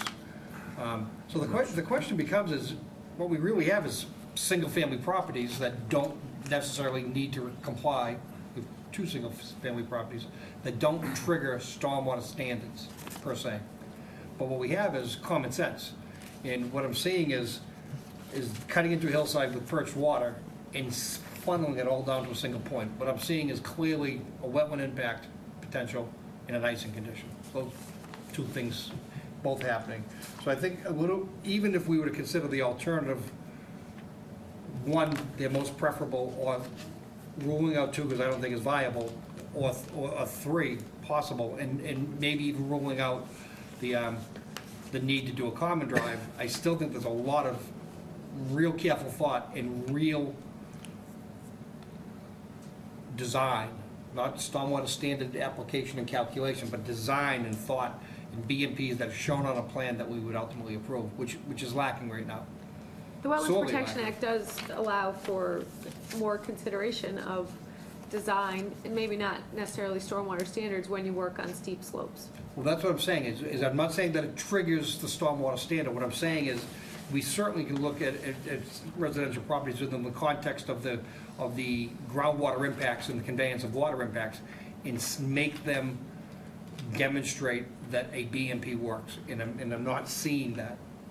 So, you know, even if we defer the question of which alternative for the driveway configuration makes sense, I think whatever that is in the end still requires a very careful thought of how this water is collected and managed. So I do think there was some discussion at the planning board as well about that very aspect, proving whether it's review by the town's engineer because of the stormwater aspect winding up on the roadway or whoever, but there being more documentation of the functioning of the stormwater and some review of that by qualified. Right now, this looks like a big point source discharge right onto Salem Street. There's nothing on the driveway to intercept or even slow down the flow. Nothing. Now, I understand you're gonna tell me it's not applicable because it doesn't trigger. But I think the act gives us that discretion. I think that becomes jurisdictional to us. And I think what we need to see is more control over the discharge coming down that hill. Check dams, interceptor trenches, something to manage and intercept the water that will come down that driveway or driveways, depending upon how it ends up. It's going to look like some of the other driveways on that side of the street further down that literally look like rivers when it flows because the stormwater didn't get managed as it should have. And when it's icing, it's going to be a problem. It's going to be a problem for the homeowners, not just the town. I guess I don't understand, why wouldn't you want to address it? I'm not going to say you're unwilling, but what's the problem here? Well, we did submit a slightly different aspect. We did submit stormwater calcs to the planning board, as Jen was discussing. Yeah. I think on Monday, so they probably haven't gone through them yet in detail. They were going to send them off to the town engineer to look at.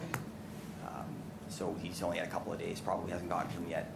We are trying to direct as much flow off to the right and off to the left as possible, even with the cross pitch on the driveways a bit. And the driveway does get quite flat down near the bottom, and we do have a slight, bump coming off the roadway, so the water should go off to the sides and not onto Salem Street as much as possible. It's just tough. I hear your points. It is just a challenge with the shape of the lot getting narrow in the front.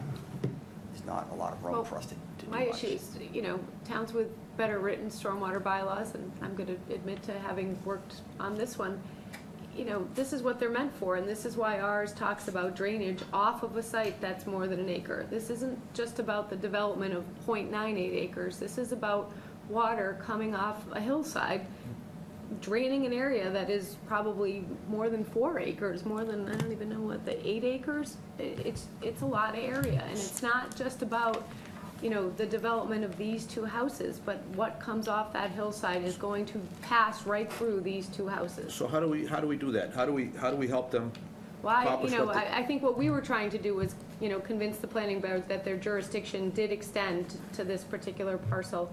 I don't know that, my write-up did that, but I think at some point, this board needs to consider when that stormwater bylaw was drafted, it said that projects that were before the Conservation Commission or before the planning board didn't require the stormwater review, but it didn't actually give this board or the planning board the jurisdiction to review stormwater, and I think that's what needs to happen. Okay, but right now Now, today, we're kind of stumped right here. unless the planning board does something, or unless, Well, we still I have a- think we can get those same calculations and review them, but, they're not gonna get outside review. We're We just ha- asking for more documentation of how it functions. Jen, we have a jurisdictional wetland at the bottom of the driveway. Right. Let's deal with that. And let's deal with the amount of water coming down. They can control that. I don't think it's complicated. Some type of interceptor and some stone check dams would likely go a long way to help. It might not be ultimately what we'd want, but I think it could accomplish the mission here. Right, is 1 foot, 1 foot wide by 1 foot deep in soils that aren't gonna infiltrate adequate to contain it? I don't know. That's, David, did you want to speak? Well, I know you guys are looking to keep things moving here. We really want to move it, so. Dave Kindred Homes. So I guess, what I'm getting here is, we need to do a little more homework and be more specific when we come back. But because of the process we're going through with the planning board, actually, Marshonda did prepare some drainage calcs for the site, and with the driveways narrowed and everything else, and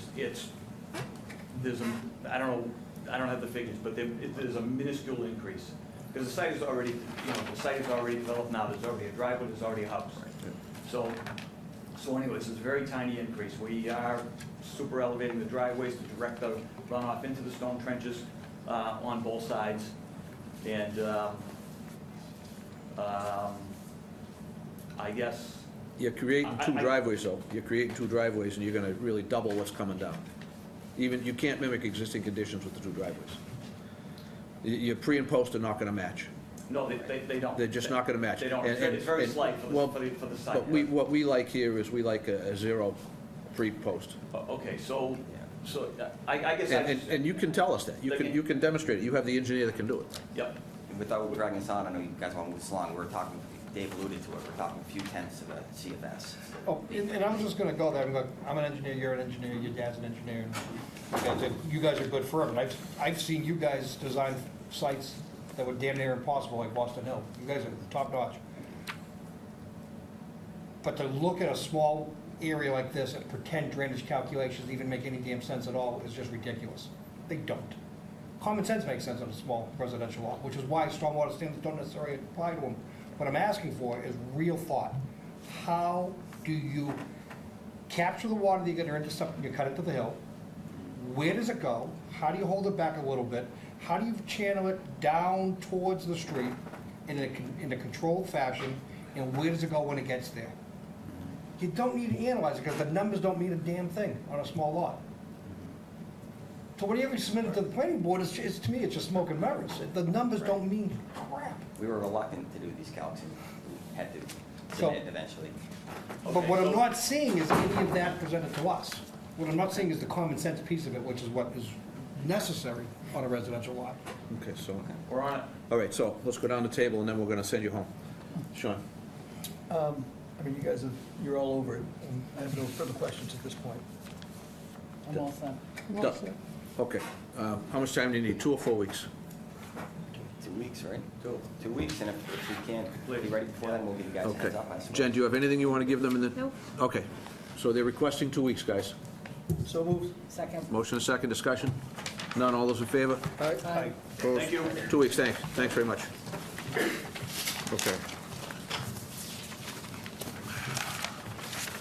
Looks like 1702, 315 Turnpike, Merrimack College.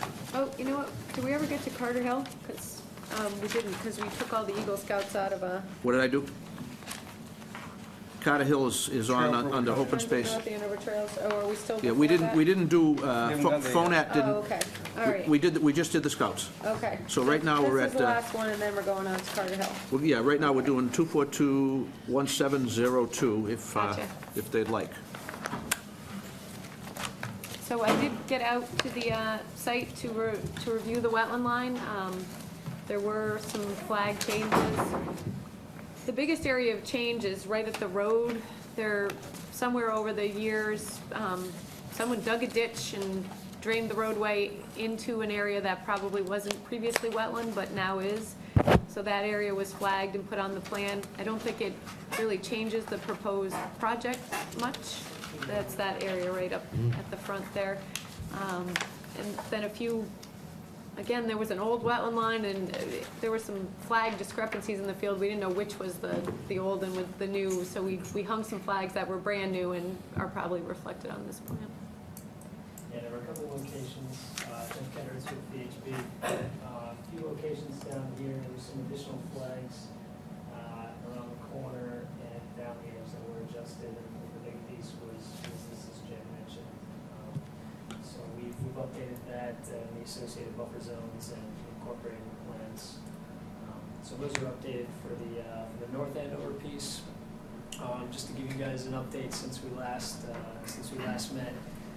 We have initiated the joint peer review with the town of Andover, with Janet Bernardo and Horsley Witten Group. So we had received a initial peer review comment letter from her on the 4th of April. And this morning or yesterday, we issued a response, so that review is ongoing. We've sent some... I did give copies of that to the 2 engineers on the board if they want to review. So we hope to touch base with Janet again next week and just get her response to this and make sure that we've addressed anything. But I know we just gave it to you guys. We'd be more than happy to answer any questions in the meantime.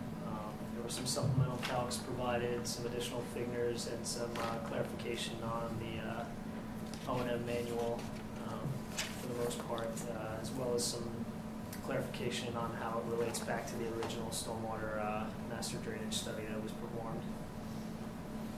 Okay, I know we're gonna have to continue, but I'll see if anybody has any questions they want to ask you right now.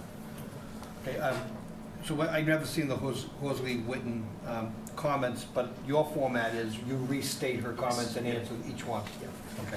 That's why I only gave you the one. Both Yeah. came in since the last meeting, so it isn't like there's something that you didn't get at the last meeting. Both have since come in, both the peer review and the response. So I gave you just the response because it includes both. All right.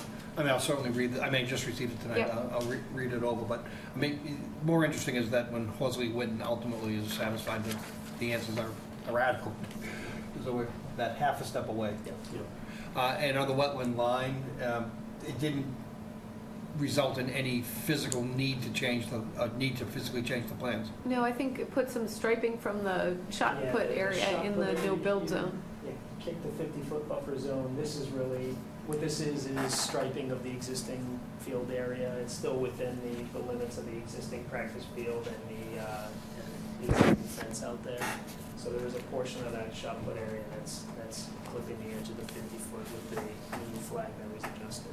And one of the things I did mention in my previous review of the project, just having developed the Volpe Center, I wasn't really familiar with this section of the wetland until I reviewed it. The wetland is actually higher than the fields that they're developing, so putting in a buffer zone or more plantings or anything as sort of a protection to the wetland is a miscalculation of how that would work, since the wetland is up here and the fields are down. There's a big sort of trench that was dug between the two when they were in, like I said, wetland, low area down, and then fields, but all of that development is below the existing wetland for the most part. Maybe not so much where the stadium area will go, but there is a, maybe not a 25-foot no disturb buffer, but a very well vegetated and undisturbed buffer along the whole developed complex. The only, we could use a trash pickup, and the majority of the trash that's in there Every Monday we try our best. there are probably 75 lacrosse balls and 25 softballs Really? in the wetland of multiple colors. That it's really A lot of kind netting in this, of a lot of fun. netting in this project. A lot of netting. In the dug ditch that resulted in this change of line, I mean, that was outside of jurisdiction. It was just a, Yeah, it's actually down gradient. There's a sort of a low point between, and I'm sure it's for drainage of the fields. You wouldn't want your, we didn't do any digging around in that area. It's lawn, and it's clearly part of the existing all set. development. I have no question. Okay, Jen, anything you wanna, so we're coming back, keep it open, just yeah, pending. Just for close pending of the stormwater review. so 2 weeks, okay? Yep, sure. All right. Great. Anybody? We need a 2-week. So moved. Second. Motion and a second, discussion. Abutters? All negative, all those in favor? Opposed, and that's continued. Thank you. Thanks, guys. All right, moving right along, do we want to talk about trail improvements? Friends of North Andover here? I think they do. Outstanding, let's get them up there. So the Eagle Scouts went earlier. We heard they got approved. They did a great job, and so now we're anxious to hear from you. So I'm Rob Jones, representing Friends of North Andover Trails, and we're proposing building a bog bridge in the Carter Hill Conservation Area on an existing trail in an area that seasonally gets wet. So we're really just looking to improve the trail, provide a way for people to cross on the trail without disturbing the wetland. It does really make a big difference. I was up on Osgood Hill earlier this week, and we have some great bog bridges, and then we have some areas where, again, the trails just keep getting wider because people keep walking around. So I think anywhere we can have the funding and the manpower to do the job is a great idea. Lets people get out on the trails earlier, and lets people who are using them, not cause any additional problems. Now, I'm just reading your notes here. Do we want to talk about making the bridge wide enough to support a tractor? Or Oh, no, the tractor issue is that's how they want, this is pretty far out on Carter Hill, way up the hill and then way down the other But side. Would they want to use Is there any mowing required up there? No mowing's required. They want to use, so the conservation restriction on it Right. precludes the use of Motorized. vehicles. You do allow haying Right. and tractors to be on the property for Right. for purposes like that. So if they were to be mowing the trail down there this particular spring, perhaps they could bring materials with them.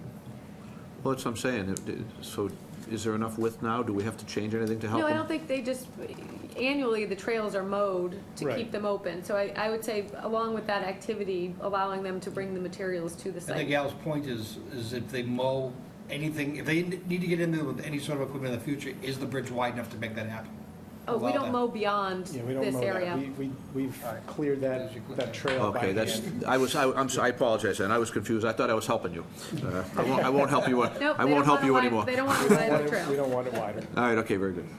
All right, I'm all set. No questions. All set. All set. everybody's good. It's So, getting to the point that we don't thank you enough, but thank you very much. You Yep. guys Yes, do great work. absolutely. Great you. work. yeah, we appreciate it, and we want to give you a way to get it done. What are we talking an enforcement order to let them do the work? Yes, from Leo. The old friendly enforcement order? So, Joe, you're good at those. So moved. Second. Motion and second, discussion? None, all those in favor? Aye. Opposed? It's unanimous. Jen will prepare it for you. Thank you. Thanks.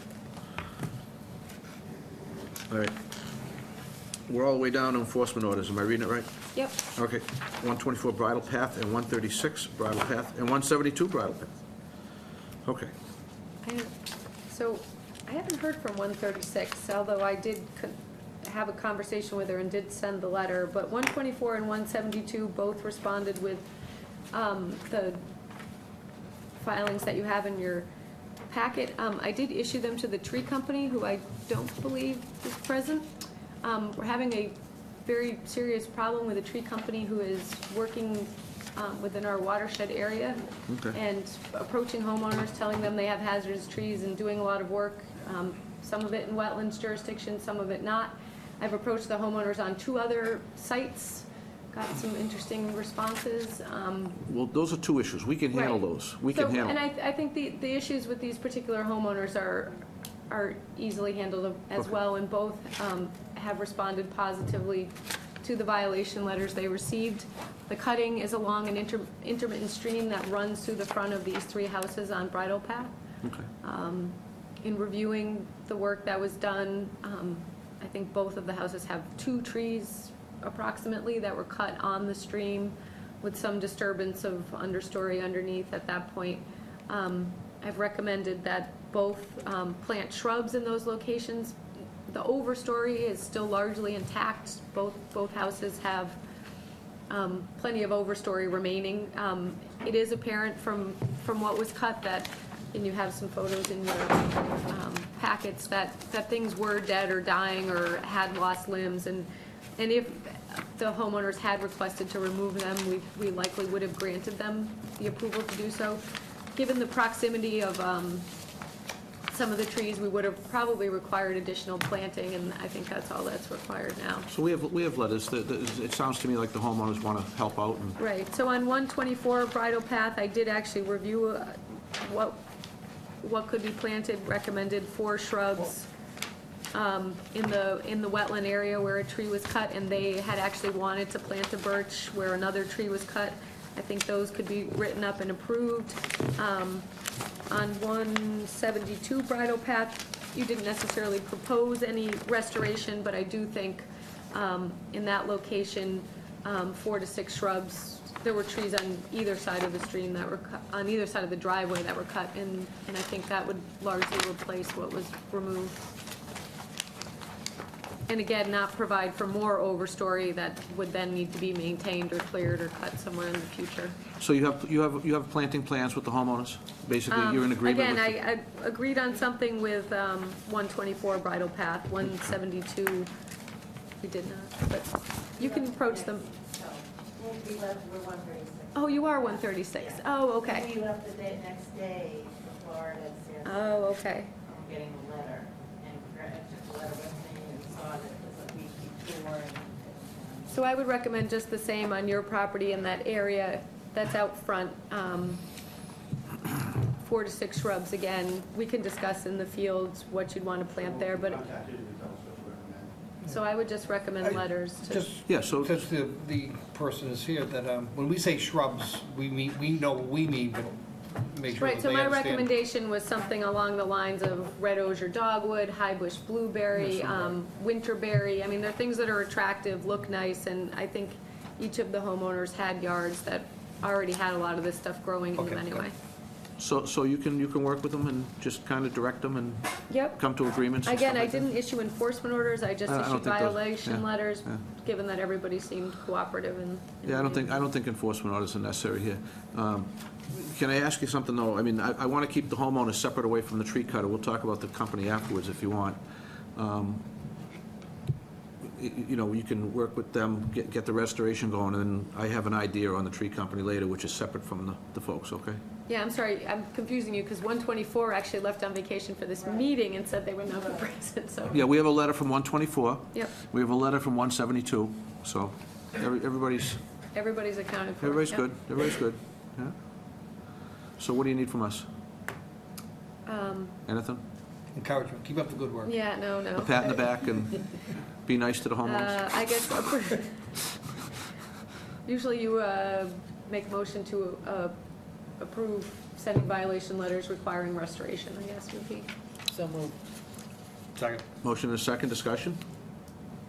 None, all those in favor, say aye. Aye. Opposed, and that's unanimous.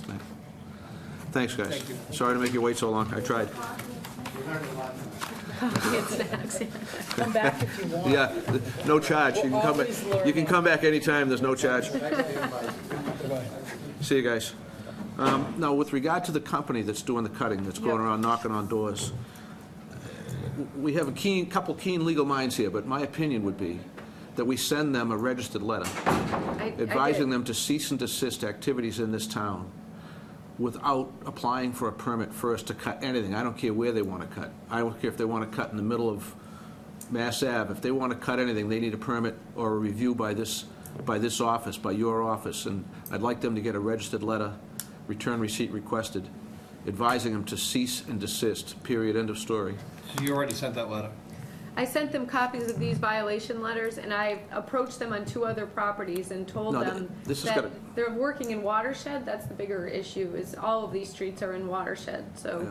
whether there's wetlands or not, there are some concerns about cutting at a larger scale. Well, I think the first step is we give them the cease and desist, and then if they continue to want to conduct activities in watershed or anywhere else, we'll have a much stronger case to take legal action. So when I approached them on Great Pond Road adjacent to the country club, I told them that if they were to continue cutting on lots without first inquiring whether there were wetlands or other jurisdictional areas, that they would receive civil penalties. So, simply put, hit them with the cease and desist first, and then if you catch them on Great Pond Road cutting, you take pictures and we'll do the rest for you. Okay. No problem at all. One of the trucks still parked there tonight with 2 cones next to it, and all the trees are flagged. That's where I stopped them last So time. the cease and desist, and then photographs are always good. Yep. What company is it? It's called AppTree, A-P-P Tree, and they also seem to work with another truck that I think is registered under the same business name, but has Tree Inc. on the side. So, they're out of Woburn, Mass. Something that's helpful, a good investigative tool for us is get the plate numbers. Yeah, they also have Better Business Bureau complaints. So Yeah, there's that's some a good feel-good stuff thing, going but on. that's not really very, Yeah, that doesn't have any teeth. plate numbers, got it. Plate numbers, Photographs. but get that cease and desist letter out to them. We can do a lot with that. We can go from there. Okay.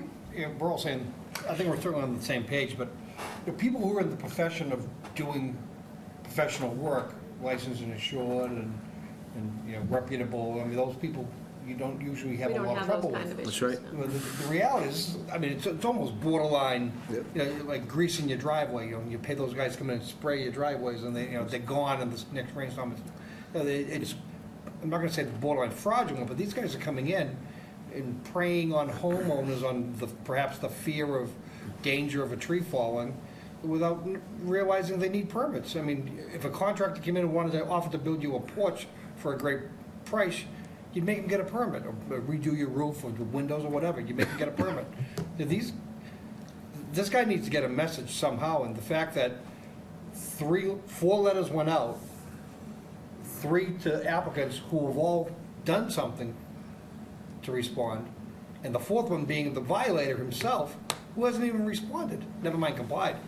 So I think this guy should get whacked. Well, we gotta build this we have the You later have- foundation. You have sites, specific sites where this company worked that was would require pre-approval from the Conservation Commission. You cite them for that.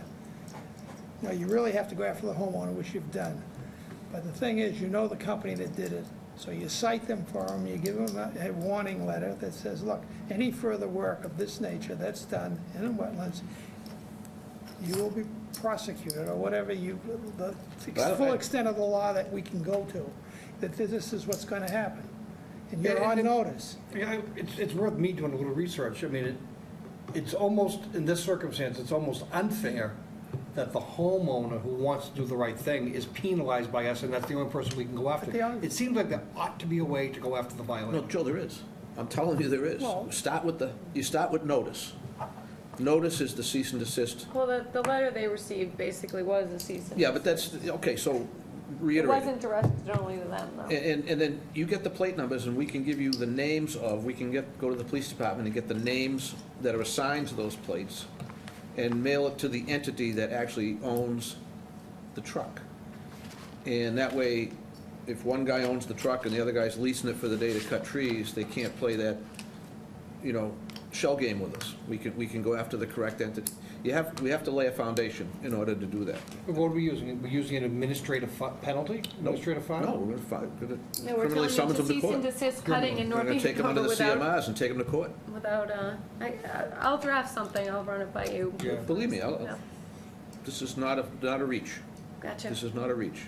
This is something we do all the time. But you have to start with that notice. All right? I'll tell you about my conversations with them on the roadside We can, soon. we can, yeah, we don't want to prejudice the proceeding right now with that Okay. conversation. All right, so I think we're on to. So now we're on to COC general, We we're have on to one general visitor in the business. room. Are they, Yeah, So- she she's is next? in. We can move to her next Yeah, because let's- Doesn't always seem fair. We obviously want to go to the person that's here. that would be 16 Berry Street. All right, so let's go to 16 Berry Street, shall we? I did request to be near the end because Yep. I had a prior hearing. Oh, okay. Well, Little did you I'm know. not You got your wish. complaining. You know- I'm not complaining at all. so, I was so, expecting it to be about 11 o'clock right now, so. yeah, yeah, We're no, doing this pretty is, well. Yeah, we're 9, so. we're going to things are move very doing pretty well. rapidly, and you're going to help us. I am. So this is in response to Berry Farms wanting to reduce their bond. I think they would really like a certificate of compliance, but given that there's 2 years of monitoring on their restoration and replication areas, that really isn't feasible, and I know we don't largely give partials when there are active orders out there. So starting there, I told them to get a bond reduction, and let's keep in mind the bond on this is held by the Zoning Board of Appeals, and it's not a cash bond. So this is gonna result in some measure of reduction of their We don't hold, Surety. we don't hold the surety. bond? Correct, the ZBA does, but the order of, the ZBA's 40B decision says that before releasing the bond, the DPW and the Conservation Commission Okay, will be consulted for their recommendation. okay. So at this point, we did engage Eggleston Environmental, who did do the original peer review on the stormwater management, to re-review that aspect of the project. Part of this is that the contractor will be in some ways moving on from the property, so they want to make sure that everything that's been constructed is constructed in compliance. After some back and forth between the engineer for the project and Lisa, that has been signed off on. The sort of physical construction on the property, I have reviewed. Plans have all been on the light tables. We've had some discussions where I've sort of forgotten what happened in modifications because there were multiple on this site. We've cleared all that up, and the infrastructure on the site is in compliance with the order of conditions. That brings us to the restoration areas, which were all planted last year, will be monitored, I'm sure, this spring. We didn't really count individual plants, we did more, I forget how you described it, as a Well, area coverage. Well, I required them to give me a listing. I got a listing of all the plants, where they came from, and the species before they actually got installed. I didn't count, I mean, there's like 500 of them. For the bond release plans, I went out and flagged the extent of the areas they planted. That was put on the plans, and we looked at what it covered. And I'm not going to go out and count 500 plants and tell you whether 2 or 3 are missing in my reports, but I will go through, and if there are plants that didn't survive, we will make them, they're guaranteed for at least warranted for a year, we'll make them go in and replace them. They were planted properly. I inspected all of them. I went out, you asked me to go out last Friday, and I know I haven't sent you a report That's yet, all right. but I went out and everything was fine. There are some plants where it looks like they weren't planted quite deep I enough. know, the plants were like this far above, and she's like, they were out there, she was planted deeper, but I guess some So of them. some of them, and they may be fine, I just was trying to clean that up. And so there's a couple of those, but other than that, I think they did a very good job with the work that they did, and So in addition It to should the be fine. bond reduction, there were some minor modifications. There's a maintenance building area out back, which when designed was outside of jurisdiction. With the replication area, it's now, there's a path out to it that is partially within jurisdiction. They wish to pave that. I did run that by Lisa. She thinks paving it's actually a good idea so that there is a slight Running. slope down to it, that it doesn't get all messed up and cause erosion problems, so she was in favor of paving that. The other was there's an area that was proposed for seed mix, which is largely already vegetated, just being left alone. And they were hoping that seeding that area wasn't something that was gonna be required, if that sums it up.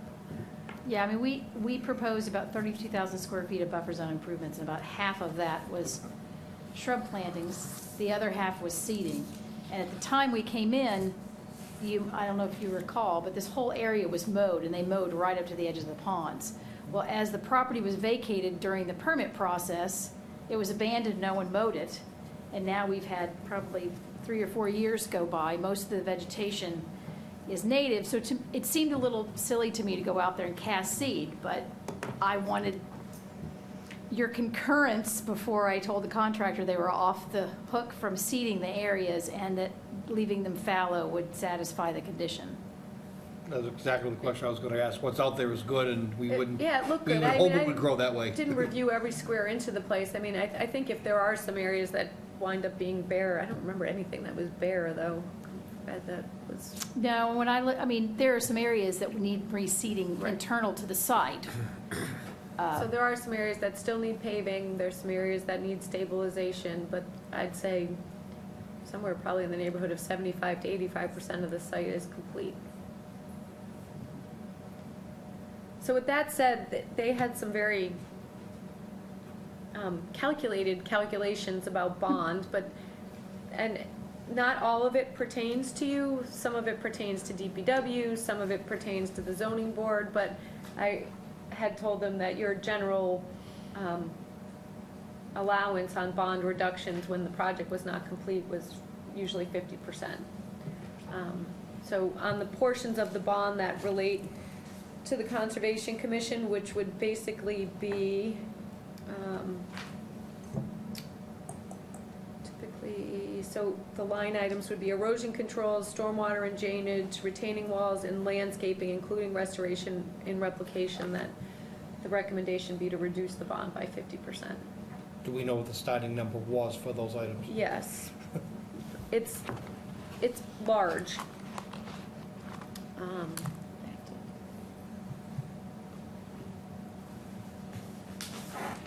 There are the sheets. So, I gotta make sure so the original number was 1,438,460 in surety, and they wanted to reduce it to 58,704. The $1.4 million is all conditions, not just ours. Correct. We are some of the larger portions of it, though, so, the block retaining wall is 135,000. That's completed, isn't it? Why is that still in there? Why would you hold back on that? Again, just, they don't have a certificate of compliance. They're standard. Now, I'm not applying this to this project in any specific way, but they've sort of held this to every project they give a bond reduction to before the work is finished, that it's 50%. They can choose to give more. So wetland replication. So when you say before the work is finished, you mean before the entire job, not It's like not just the by wall, work area. right, the wall Okay. is there, and I thought you meant- ascertained yeah. that the wall was in the proper location. That is what it is, and I don't anticipate there Right. being any failure of the wall at this point or anything.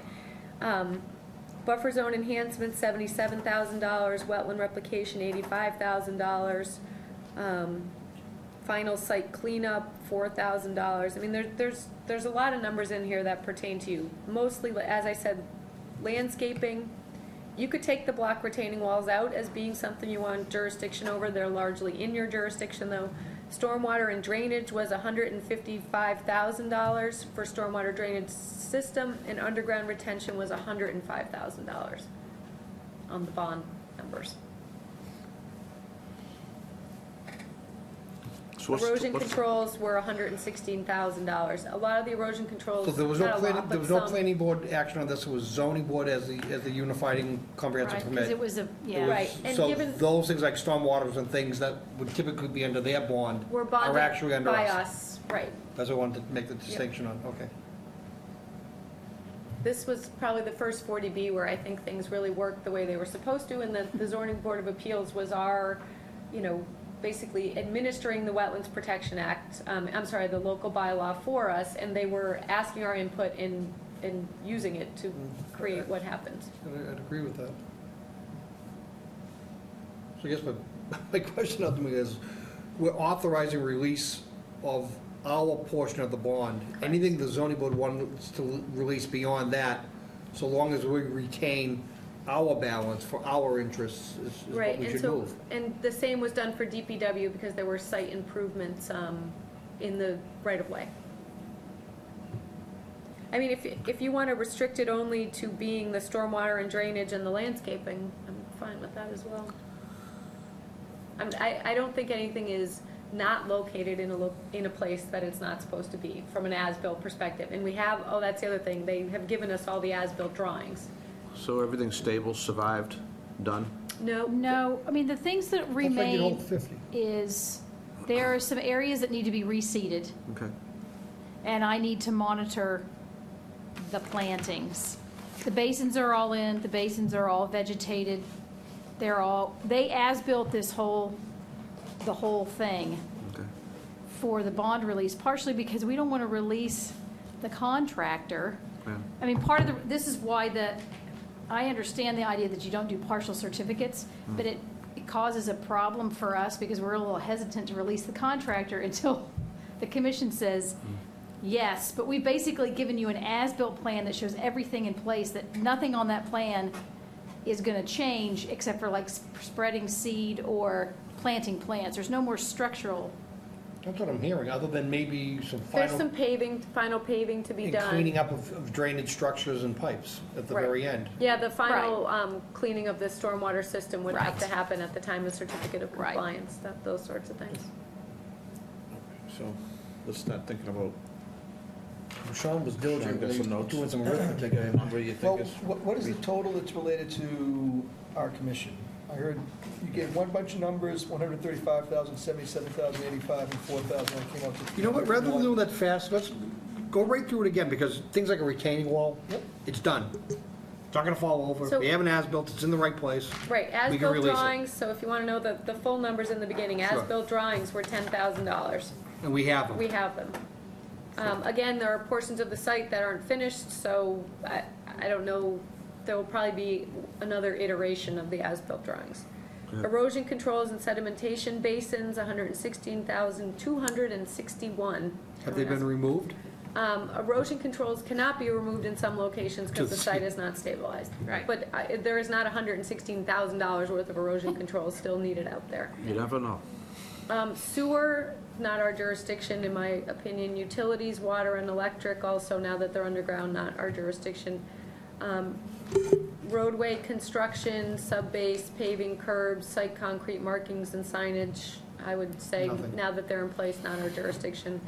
Stormwater and drainage, storm drainage system, underground retention system, the numbers were 155,530 and 105,000. Those are in place, and Lisa has signed off on the construction of them. There were discrepancies, but again, she reviewed that. It's not a Swiss watch. Block retaining walls are within your jurisdiction, some of them are at the 25-foot no disturbance zone. 135,000 was put in place for those. Stone walls I view as more ornamental, well and irrigation system, not our jurisdiction. Then landscaping, portions of it are not us. Site screening, $2,000, not us. Street trees, $30,000, also not us. Site restoration, $85,000, a portion of that would be us. Wetland replication. That number was 85? Okay. Wetland replication was 11,016, all the commission. Buffer zone enhancement, 77,610. That last number was, I'm sorry, it was 11,016? Yes, there's only a small amount of replication. So 11,016. 016. That's why I'm questioning, it's a very precise number. Buffers, I know, I'm not really sure. Oh, it was $3 per square foot per Okay. our old calculation. Which Buffer we have zone to review going enhancement, forward. 77,610. Wetland enhancement? Buffer Buffer zone zone. enhancement, buffer zone Okay, enhancements, and that number was 77 what? 610. Thank you. Final site cleanup, 4,715. So So what I, These were the two, So is this is Show the what- reduction thing that, what I saw was, I didn't write down what the hell they were. this So and this are what they $10,000 submitted release, to us originally, and this is what the $116,000 release, calculation that I sat down with them 155,530 and release, did. so you went over all 105,000 this with release, them? With, 135,000 release, and I then went over all the it other with, stuff that was John absolutely like Borghese plant from related, DPW cut it in and my half, cut boss, those who in was half. kind of representing. So you want to release on the EPA. asphalt? Yeah, let's do that in half. Eric 'cause they brought said- Cut that back in half. and I don't know I'd what cut they that did. cut that in half, So, 10,000. and so that I kind of confused me because we Erosion ended up controls, you with. can't release erosion controls. This- they might- I was confused. Yeah, I know. They're all You in could cut place, that. you don't need them anymore, all they have to do is take them out. They gotta take them out then, so I'd half that. Okay. Then the other numbers, like this one you could go with. Just let that one go, That could yeah. go, yeah. Which one's that, 85? Walls, So retaining walls. walls. Yep. Walls could go. So just tell me what we're doing so that I can. So right now. We're debating and we'll yeah, let you know. We're having a discussion. Okay. We're having an on-the-record discussion here. Just come up with a number quickly, I guys. know. I know, Do you want to come up with 50% of what's left? 50%, Of what's left? Oh, what's All that? right, so that's as-built, we're gonna keep 5,000. yeah. Yep. Erosion controls half, We're gonna keep 55,000. yeah. I don't think erosion controls, I mean, if you want to be something about it, that, like I said, there's not $116,000 worth of erosion control. They have to be removed. Right. So we want to keep half to make sure that they get removed. Oh. What's the total related to conservation? That's what we're That's what doing. we're working That's what we're doing, Doug. That's exactly what we're working on. Walls can go, you can take walls Yep. right out. Keep walls, block retaining walls are going to go out of it. Yep, so restoration is 85,000, half of that? Half of that, 42, we'll call it. yeah. Replication, wetland replication, Half of that. half of 11,000. 5,500. Buffer zone, you could cut in half, 77,610.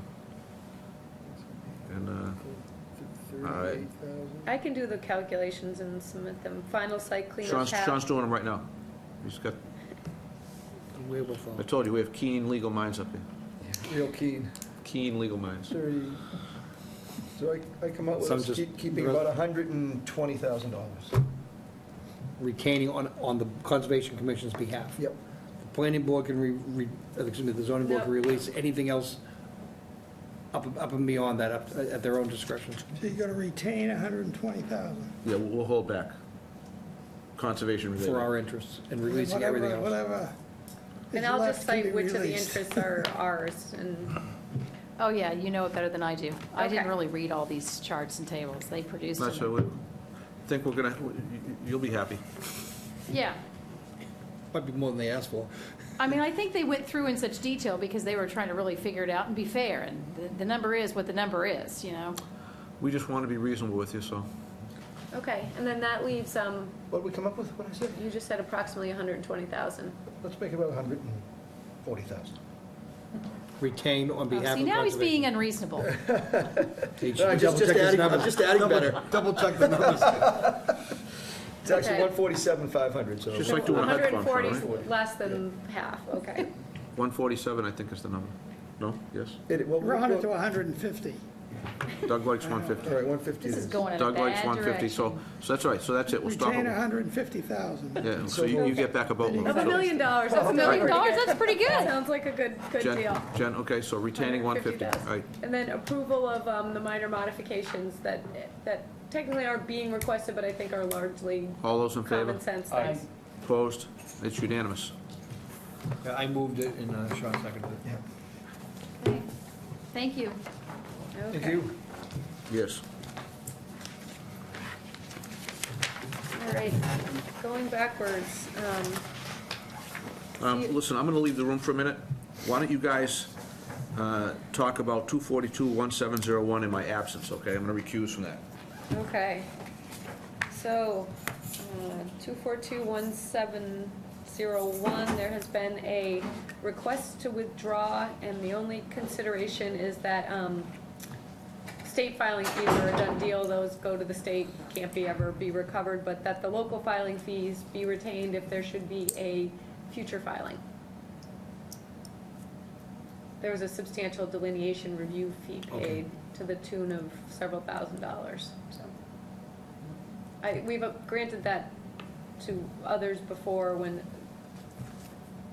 basically like if 4 years ago, someone requested a certificate of compliance and it wasn't granted, and they came back 4 years later and had fixed things and got that certificate of compliance, we have not in the past made them repay the fee. Right. Unless, without having denied it, right? So And we're you're just, able to track that down in the office or we with the would, treasury? we would put it in the file Okay. on the, I mean, maybe someone would miss it, but if someone requested for that file to be pulled and that information to be provided, it would be there. Because the letter to withdraw in the request will be, and this will be part of the minutes. Okay, so need a motion to that effect. So move. Second? All in favor, say aye. Aye. It's unanimous. Okay. So, moving on is continuation of the COC request for the Meadows. I did speak with Mrs. Massetti, and she is convinced that she is going to get her as-built plan. So, she is requesting their continuance, and I have no reason to say we should not grant it. So moved. Second. All in favor? Aye. Aye. Aye. Request for Merrimack condominiums for a 1-year extension.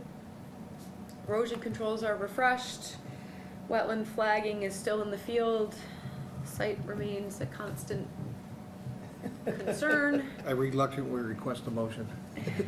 I'll move to grant the extension request for 242-1428. Second. All in favor, say aye. Aye. Opposed? 50 Royal Crest, I don't know how I managed not to notice this, but they didn't submit their as-built plans. They submitted their COC request. I know how I failed to notice this because I've just been trying to get to all the sites. I didn't necessarily have all the plans with me. And so I had they just didn't submit their as-built. The work is done, the sites are stabilized, but we need those plans, so. Is Wanna that for continue? both of these? Yeah, we need to continue both. Continue both, all right. So I'll move to continue in NACC number 123, as well as as well as 242-1618. COC request for 50 Royal Crest. Motion made and Second. Deb, second. All in favor, say aye. Aye. And it's continued. All right. Al. We're doing better without him. I know. Show you how stopwatch going, I'm doing much better than you. Yeah, oh yeah. I can tell you, he just got so much stuff done now. Just tell me it's time to adjourn. My progress is Yeah, measured no. per inch. We need to, Minutes per inch. Tell me it's time to adjourn, folks, and Joe wins this year's Emmy for efficiency. Joe always, Joe is I always know, been it's still efficient. only 9:30 and it could be Right, about right. What- 10:30 right now. All right, so, We're all, We're on decisions. everything done? We're on down to Decisions. decisions. Beautiful, okay. I like it. I like it a lot. So, 2421689, first Yep. decision? So, if you Salem go- Street, 3 lots? Yep, if you go to condition 26, it talks about the other permits required. So it says, once issued, a copy of the land disturbance permit as required by the planning board shall be provided to the NACC. Condition 32 is was just the fact that we're listing an ephemeral pool, isolated vegetated wetland. We don't know what it is, actually, but, But part of the condition is you can go back and certify it, right? right. You have a right of access. Well, it's on another lot, so It's on that's. what- somebody else's But the property. problem is, we're considering it that it is until they tell us it isn't. So I Okay, guess so even that's- if we don't get on the other lot, So then it is. it is. We'll just plan for it being. Right. So we agree with their delineation and acknowledge that the rear property boundary wetland was delineated under 242-816 and has not been reconfirmed. Again, the buffers, the subzones are 2550 on the wetlands and 5075 on the potential ephemeral pool. Because this site is strictly limited to a certain amount of disturbance, and the land disturbance permit's all based on the amount they're gonna disturb, I just said that the limit of disturbance is those erosion controls, there should be no clearing beyond. They did submit an operation and maintenance plan, but I expect some kind of revision from what the planning board does. Where there is a 25 or a 50-foot no disturbance zone, it should be marked. We refer to, the O&M plan that has yet to be approved. Do you want me to include, just so it gets recorded, the O&M plan that was submitted with the planning board's land disturbance permit? I would say yes. Just so something gets, But you say that's likely to change?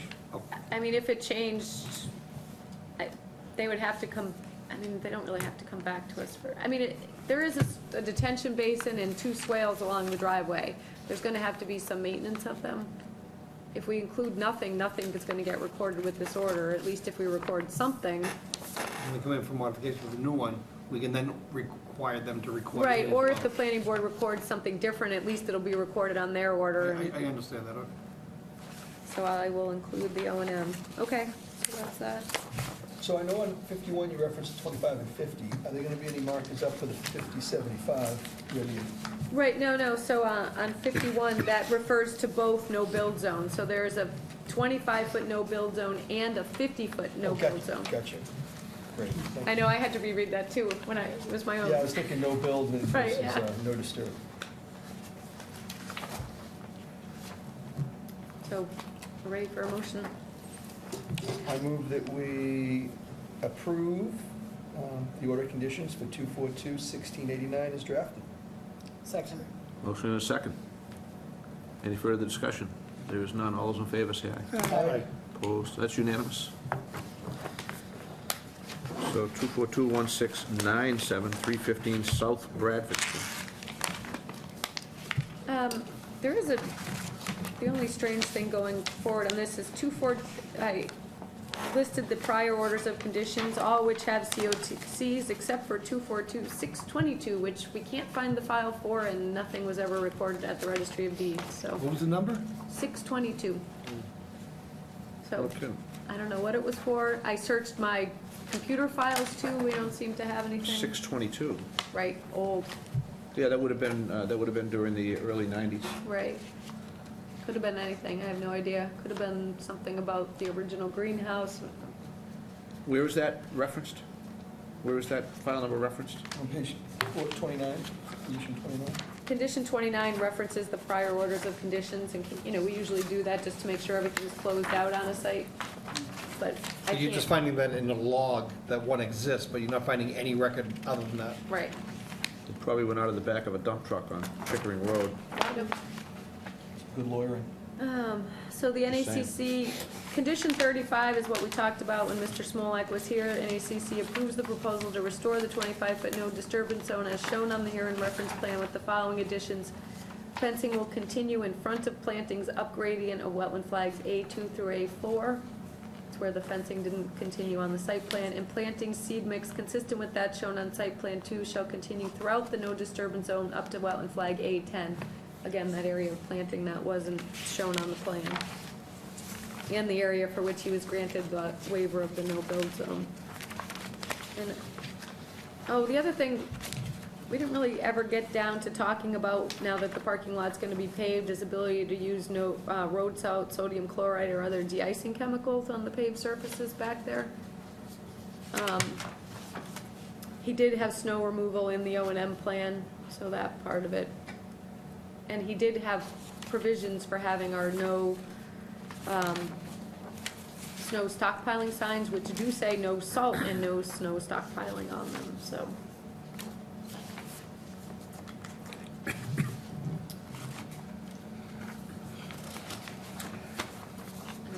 Any amendments, modifications? Nothing? Well, I guess depending on, do you want me to keep the no salt language in there? Yes. Yes, okay. Why not? Yeah. More things to police that I can't police, but sure. Well, Okay, so yes, it's as drafted. yeah, Maybe yeah, table that's, yeah. She polices everything just fine. Just, I mean, I was just gonna say, there are no problems. All is well, remain calm. Well, with that in mind, So- I move that we approve the orders and conditions for T42 1697. Second. As drafted. Motion and a second as drafted. Discussion. None. All those in favor? Aye. Opposed? It's unanimous. Motion to adjourn. Discussion. That's a privilege. I have a motion, no second. I have a motion with no second. Okay, I have a motion and a second. Discussion. There being none. All those in favor? Aye. Opposed? And that's unanimous. We stand adjourned.